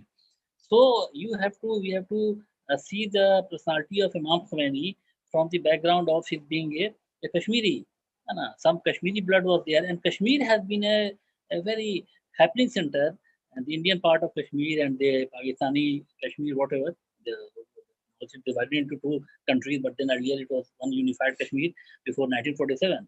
So this part of the Kashmir has been a very, very happening place for the emergence of Sufism. Sayyid Ali Hamadani, he came all the way right from Hamadan, and he settled in Kashmir. So massive conversion in Kashmir took place because of the influence of Sufism. So Ayatollah Khomeini, being by descent, he was a Kashmiri also. That is why you will come across the writing of Irfan. A lot of terms, a lot of terminology, like the books which have been referred, like Jihad-e-Akbar, then Chahal Hadith, the most famous one, Chahal Hadith. Even the Hukumat Islami, his tract on Wilayat-e-Faqih. These all things have a certain kind of a subtle way in which he had also tried to emphasize the notion of Irfan in human life, how one can become very close to God, how the relationship of human being with respect to God. These are the things which Imam Khomeini has emphasized, and these things, if he had simply emphasized these things in his writing, then it would not have carried much weight. It means that if you are just preaching, for a scholar, for a leader, for an academician, preaching is a different thing. If someone is preaching, apart from practicing also, then it enhances the prestige of that man. Simply preaching is not enough. Imam Khomeini wrote so many things, but when you come to his practical life, he is an embodiment of, Imam Khomeini was an embodiment of, he personified all those things. उस सारी चीज़ों को दिखा भी रहे थे. इसके 2-3 वाक़े बस शॉर्ट में बता के निकल रहा हूँ, जो मुझे बहुत इम्प्रेस करते हैं, जो कि इससे पहले भी, क्योंकि इस जो वबा फैली हुई है, the pandemic has forced us to be on the webinar earlier. For last 4 times I was in Tehran on this day, from 2010 till 2018. I was there in Iran for around 4 times. My visit was sponsored by Iran Culture House for the participation into this. And that's why I'm missing those days when I used to hear the sermon of Ayatollah Sayyid Ali Khamenei, the shrine of Imam Khomeini. So these things we are missing. That is why I am trying to emphasize certain points at this juncture. Then Ayatollah Khomeini, Imam Khomeini, was not only trying to emphasize these finer points of tasawwuf, Sufism, Irfan Islami in his writing, but he practiced it. So one very important thing. Am I audible? मेरी आवाज जा रही है? Hello? Hello? I am audible? Yes, you are audible. Yeah. So बस 3-4 चीजें, बस 2 minute ज़्यादा वक्त नहीं लूँगा.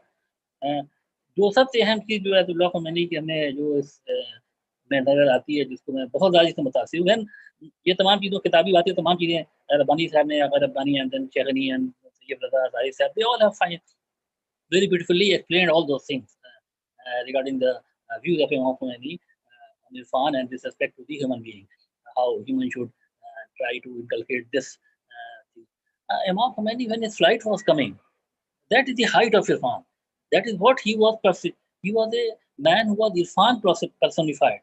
When his flight was coming back from Paris, and there was every possibility that the flight would be shot down, or it might be forced to land in some other country.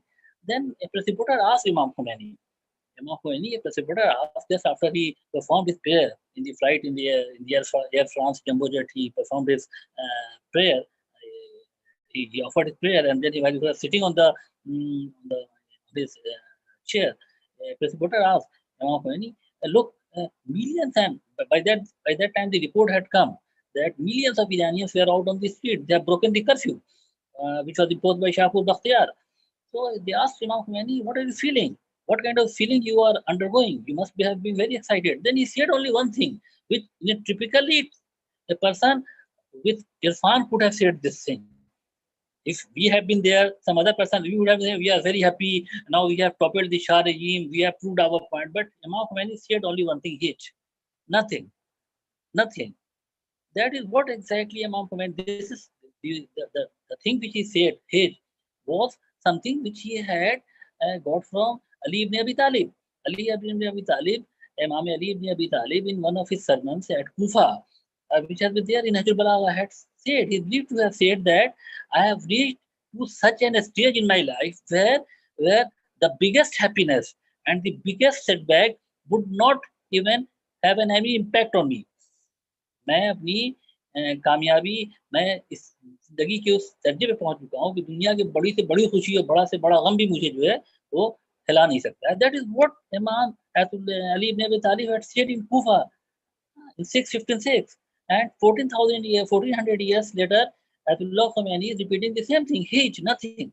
So these are the things which very impressed me, because not only he wrote about the Sufism, he wrote about the Irfan Islami, how man should behave in their personal life, how the social service of man should be there. But he is also trying to, and the next thing which I want to emphasize at this point is one speech. I don't know the reference of this speech, but I remember that speech which was delivered by Ayatollah Khomeini just before on the day of Ashura, or Shab Ashur. That was the day of Ashura in Iran, but it was Shab Ashur in India. And I happened to be, I was a regular listener of Tehran radio in those times. So that was of 1987 or 1988, but just 1 or 2 years before Imam Khomeini passed away. He gave a lecture on the occasion of Ashura, in which he cited an anecdote which is very famous in India also, about a Tutiya Hind, a parrot which was captured by, he just narrated whole thing. He was trying to explain the sacrifice of Imam Hussain in this context, that a parrot which was caught, and when his friends came to know that his parrot has been caught by a man who sells the parrot, then the news reached to Iran. Then the minute the news reached, the parrots, that parrot that fell to the ground. And when this news reached to India about this parrot, after having heard the news of his friend falling on the ground, he just pretended to be. He pretended that he was dead. The minute the captives saw that the parrot is dead, he set him free. The minute he was free, he flew away. So Imam Khomeini, after having narrated this incident, which has been there in some, I think this incident is there in Maulana Rumi or some other Persian scholars' book. Then Ayatollah Khomeini said that mar jao taki nijat pa jao. Sometimes you have to be free. You have to die. So you don't have to fear death, and that is the reason why he took away the fear of the death from the Iranian nation. Otherwise, the Iranian nation could not have survived the onslaught of USA, England, and Israel, and all those things.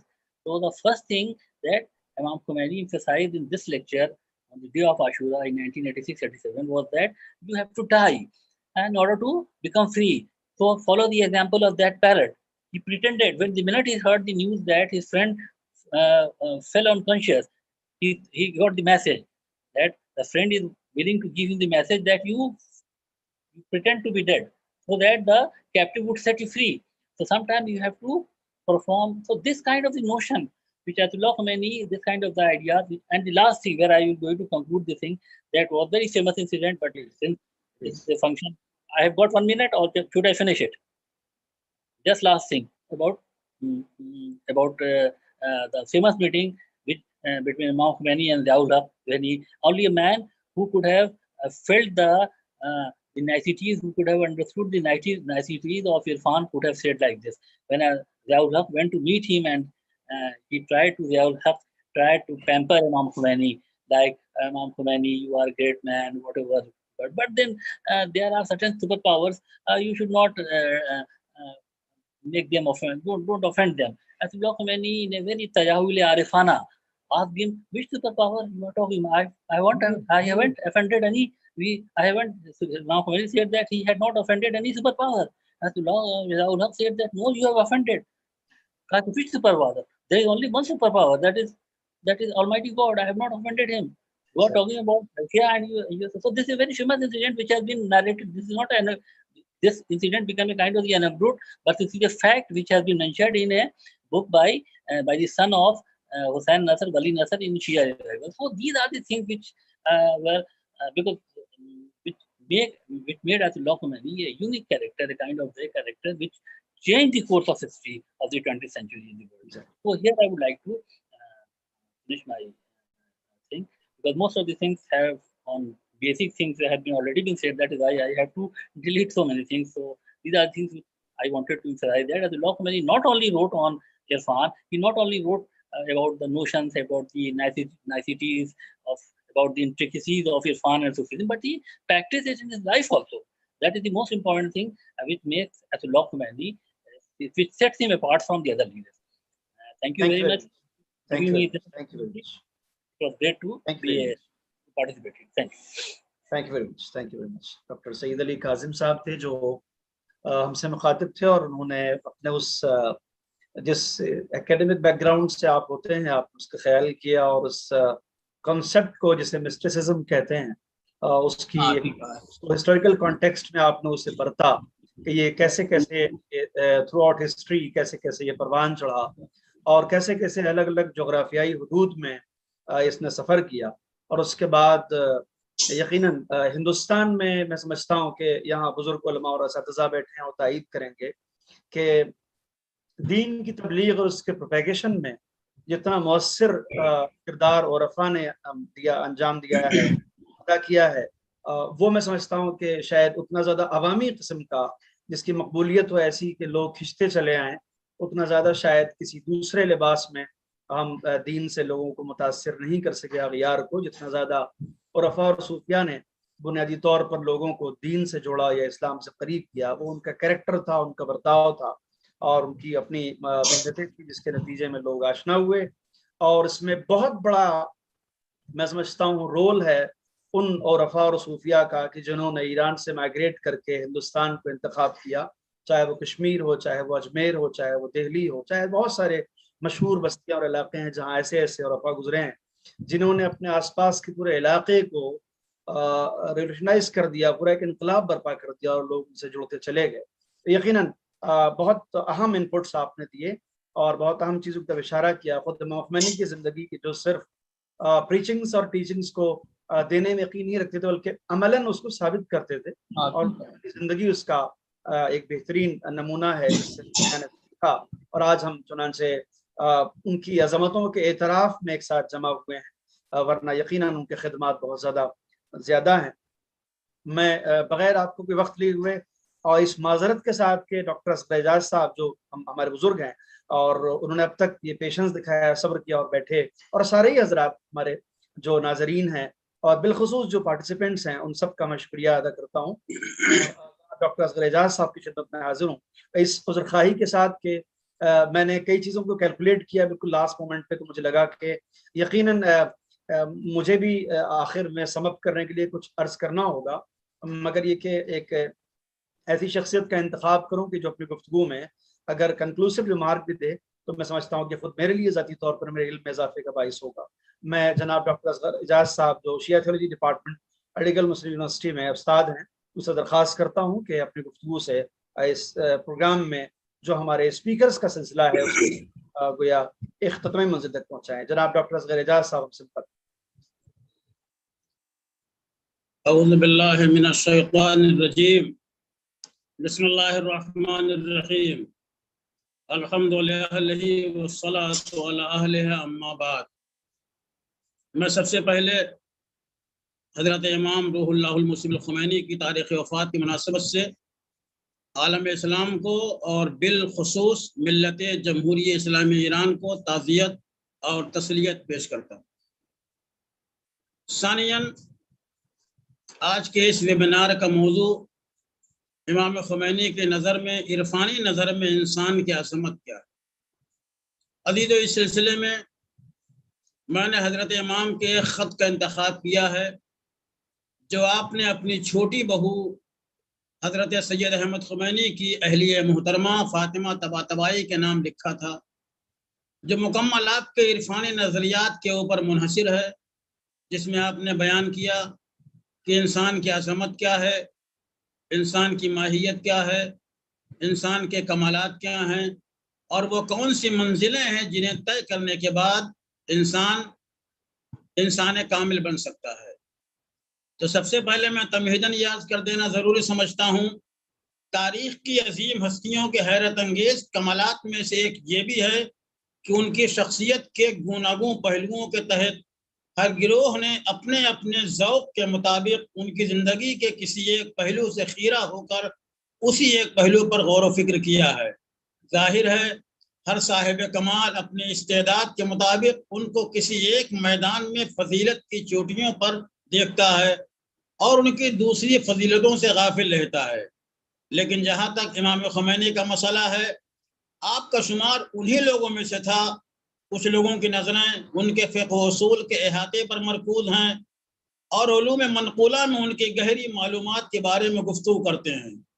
کچھ لوگ ان کی شجاعت و دلیری سے مات ہو کر ان کی شیر دلی کا کلمہ پڑھتے ہیں. ایک گروہ ان کی دور اندیشی اور تیز ذہنی سے متاثر ہو کر انگشت بدندہ ہیں، تو دوسرا گروہ ان کے غیر معمولی حسن نظم و تدبیر پر سر دھن رہا ہے. اسی طرح صاحبان سیر و سلوک ان کو عرفان و تکامل کی راہ طے کر لینے والے توانا شیخ و مرشد کی حیثیت سے دیکھتے ہیں. لیکن جو چیز اس مرد الہی کے تمام کمالات و امتیاز کے درمیان بنیادی اور اساسی کردار کی حامل ہے، وہ ان کا عرفانی تصور انسان ہے. عرفانی نقطہ نظر جس نے عملی سیر و سلوک کے ساتھ ضم ہو کر ان کو ایک انسان کامل بنا دیا ہے. انسانوں کے فطری نگاہ پہ وہ نظر ڈالتے ہوئے فرماتے ہیں فطرت و خلقت میں ممکن نہیں کہ انسان کمال مطلق کے علاوہ کسی اور کی طرف توجہ کرے اور اس سے دل لگائے. ساری جانیں اور سارے دل اسی کی جانب رخ کیے ہوئے ہیں، اس کے علاوہ نہ کسی اور کی جستجو میں ہی نہ ہوں گے. اسی کے ثناخواں ہیں، کسی اور کی ثنا نہیں کر سکتے. ہر شے کی ثنا اسی کی ثنا ہے، اگرچہ ثنا کرنے والا جب تک حجاب میں ہے سمجھتا ہے کہ دوسرے کی مدح کرتا ہے. عقلی تجزیے سے بھی جو خود ایک طرح کا حجاب ہے، اگر دیکھا جائے تو یہی نتیجہ برآمد ہوگا. جو شخص کمال کا طالب ہے وہ چاہے کسی بھی شے کی طرف ہو کمال مطلق کا عشق رکھتا ہے، نہ کہ کمال ناقص کا. ہر کمال ناقص عدم کے دائرے میں محدود ہے اور فطرت عدم سے بیزار ہے. طالب علم علم مطلق چاہتا ہے اور علم میں مطلق کا عشق رکھتا ہے. یہی حال طاقت و قوت کے طالب اور ہر کمال کے طالب کا ہے. انسان فطری طور پر کمال مطلق کا عاشق ہے اور ناقص کمالات میں جو کچھ وہ چاہتا ہے اس کا کمال ہے نہ کہ نقص، کیونکہ فطرت نقص سے بیزار ہے اور یہ ظلمانی وہ نورانی حجاب ہے جو انسان کو دھوکے میں ڈال دیتے ہیں.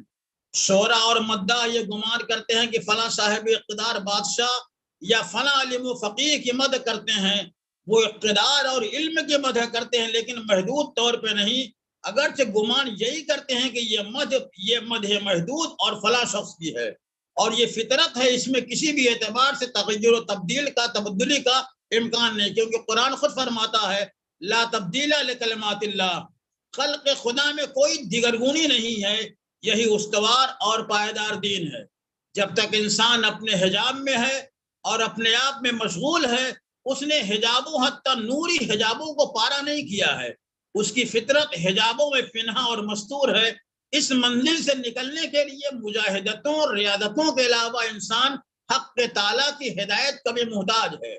پھر اس کے بعد امام خمینی نے مناجات شعبانیہ کے چند فقرات کا تذکرہ کیا ہے، جو فقرات اگر انسان غور کرے تو یہ فقرات انسان کو کمالات کی طرف لے جانے میں بہت ہی معاون اور ممد ثابت ہوتے ہیں.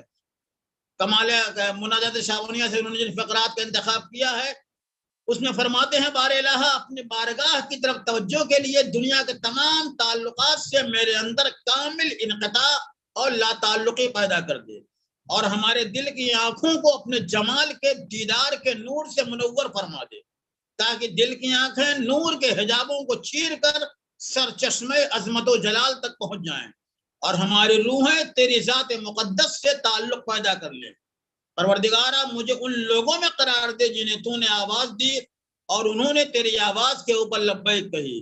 تو نے ان پر ہلکی سی ایک نظر ڈالی اور وہ تیرے جلال کے روبرو مدہوش ہو گئے، پس تو نے ان سے درپردہ راز و نیاز کی باتیں کی. یعنی انسان اگر یہ چاہتا ہے کہ کمال مطلق اسے حاصل ہو، اگر انسان یہ چاہتا ہے کہ عروج و کمالات کی منزلیں اس کے قدموں کی قدم بوسی کریں، اگر انسان چاہتا ہے کہ اس کے مزاج کی تطہیر ہو، اس کا تزکیہ نفس ہو، تو سب سے پہلے اسے اس پیغام ربانی کی طرف نظر کرنا ہے جو پیغام ربانی انسان کے تزکیے کو پاک کرتا ہے، انسان کو تزکیے کی دعوت دیتا ہے اور انسان کے قلب کی تطہیر کرتا ہے. اسی لیے انبیاء کرام کو مبعوث کیا گیا. انبیاء کرام اسی لیے مبعوث ہوئے تاکہ انسان کی معنوی و روحانی سطح کو بلند کریں اور انہیں حجابوں سے آزاد کریں. افسوس کہ شیطان نے جس نے قسم کھا رکھی ہے اپنے چیلوں کے ذریعے انہیں اس بات کا موقع نہیں دیا جو وہ حضرات چاہتے تھے پورا ہو جاتا. فَبِعِزَّتِكَ لَأُغْوِيَنَّهُمْ أَجْمَعِينَ، تیرے عزت کی قسم میں ان سب کو گمراہ کر دوں گا، تم سب سوئے ہوئے ہو اور حجابوں میں گھرے ہوئے ہو. اسی لیے الناس جنام وَإِذَا مَاتُوا انتبہوا، لوگ سو رہے ہیں، جب مریں گے تو بیدار ہوں گے. گویا جہنم ہم کو گھیرے ہوئے ہے اور طبیعت کی مستی شہود و احساس میں رکاوٹ بنی ہوئی ہے. اس کے بعد آپ نے ایک شعر کا تذکرہ کیا ہے جو شعر عرفان و کمالات کی منزلوں میں ایک انتہائی بلند فکر کا حامل ہے. صوفی زرہ عشق صفا بایت کر، عہدے کی نمودی وفا بایت کر، تا خویشتنی بے وصل جانا نہ رسی، خود را بے رہے دوست فنا بایت کر. اپنے خاص بندے حق کے درپردہ راز و نیاز کی باتیں اس وقت تک نہیں ہو سکتی جب تک اس پر مدہوشی کی کیفیت طاری نہ ہو اور اس کا کوہ ہستی چور چور نہ ہو جائے. خدا ہمیں اور تمہیں اس نعمت سے سرفراز فرمائے۔ اس کے بعد آپ نے انسان کی سب سے خراب صفت کا تذکرہ کیا ہے اور آواز دی ہے اگر انسان کے اندر یہ خراب صفت پائی جائے گی تو اسے کمالات کی طرف لے جانے میں رکاوٹ پیدا کرے گی، اور وہ خراب صفت کا تکبر ہے۔ آپ نے فرمایا کہ تکبر و خود پسندی اپنی بے مائگی اور خالق کی عظمت سے انتہائی درجہ جہالت اور لا علمی کی دلیل ہے۔ اگر عالم خلقت کی عظمت پر ذرا غور کیا جائے، کم از کم اسی قدر جتنا آج تک انسان علم کے تمام تر ترقی کے ذریعے سے اس سے آگاہ ہوا ہے، تو انسان اپنی تمام شمسی منظوموں اور کہکشانوں کی حفاظت و کمائیگی کو محسوس کرے اور ان کے خالق کی عظمت کو ایک حد تک درک کرے، اور اپنے تکبر، خودبینی اور خودپسندی سے خجالت کا اظہار کرتے ہوئے جہالت کا احساس کرے۔ ہم نبی خدا حضرت سلیمان کے واقعے پڑھتے ہیں جب آپ وادی نمل سے گزرے، اور قرآن نے بھی اس کی حکایت کی ہے، یا ایھا النمل ادخلوا مساکنکم لا یحطمنکم سلیمان وجنود وهم لا يشعرون۔ ایک چیونٹی نے کہا، اے چیونٹیوں اپنے اپنے گھروں میں داخل ہو جاؤ، کہیں ایسا نہ ہو کہ سلیمان اور ان کا لشکر تمہیں لا علمی میں پامال کر دے۔ باہر کے میں تمام باتوں کا خلاصہ کرتے ہوئے دو لفظوں میں یہ پیش کر دینا چاہتا ہوں کہ انسان کی کمال کی علامت اس کے نفس کی تطہیر ہے، اس کے مزاج کی پاکیزگی ہے، اس کے خیالات کی باریک بینی ہے، اس کے ادراک کی شیرینی ہے۔ اگر انسان اپنے خیالات کی تطہیر کرے گا، اپنے نفس کو پاک و پاکیزہ کرے گا، اپنے شعور کو بالیدہ کرے گا، اپنے مزاج کی تطہیر کرے گا، اپنے دل کو آراستہ کرے گا، تو یہی وہ چیزیں ہیں جو امام خمینی کے عرفان کی نظر میں انسان کو انسان کامل بنانے کے لیے کافی ہوتی ہیں۔ وآخر دعوانا الحمدللہ رب العالمین۔ بہت بہت شکریہ جناب ڈاکٹر اصغر اعجاز صاحب کا کہ آپ نے ایک انتہائی فکر انگیز مطالب پر مشتمل گفتگو فرمائی۔ حضرات، میں اس پروگرام کے اختتام پر اپنے ان تمام مہمانوں کا، پارٹیسپینٹس کا، اساتذہ کا، بالخصوص جو علی گڑھ مسلم یونیورسٹی سے ہمارے ساتھ رہے، پروفیسر طیب صاحب، اور اس کے بعد آپ کی خدمت میں عرض کریں تو مفتی زاہد علی خان صاحب، اور جناب ڈاکٹر اصغر اعجاز صاحب، جناب ڈاکٹر سید علی کاظم صاحب، اور ہمارے جو ایرانی مہمان ہمارے ساتھ جڑے، جناب عبداللہ حسینی صاحب، جناب علی زاد موسوی صاحب، اور جناب ڈاکٹر ربانی صاحب، اور ہمارے آنریبل امبیسڈر۔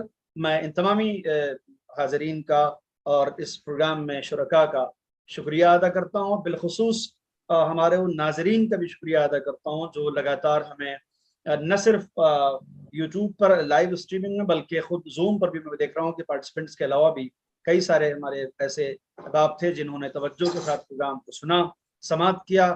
یقیناً امام خمینی کی ایسی عبقری شخصیت جن کے بارے میں اگر گفتگو کی جائے تو اس قسم کے نہ جانے کتنے ویبینارز اور سیمینارز لازم آئیں گے جس کے ذریعے سے ہم یہ سمجھ سکیں کہ آپ کی شخصیت میں جس قسم کی گہرائی اور جتنا تقدس اور جیسی ایک انسانی شخصیت کی جو بلندی اور بالدگی پائی جاتی ہے، جس کی مثال آج کے اس دور میں اور ہماری اس حالیہ صدی میں کسی قومی رہنما میں ملنا بہت مشکل ہے۔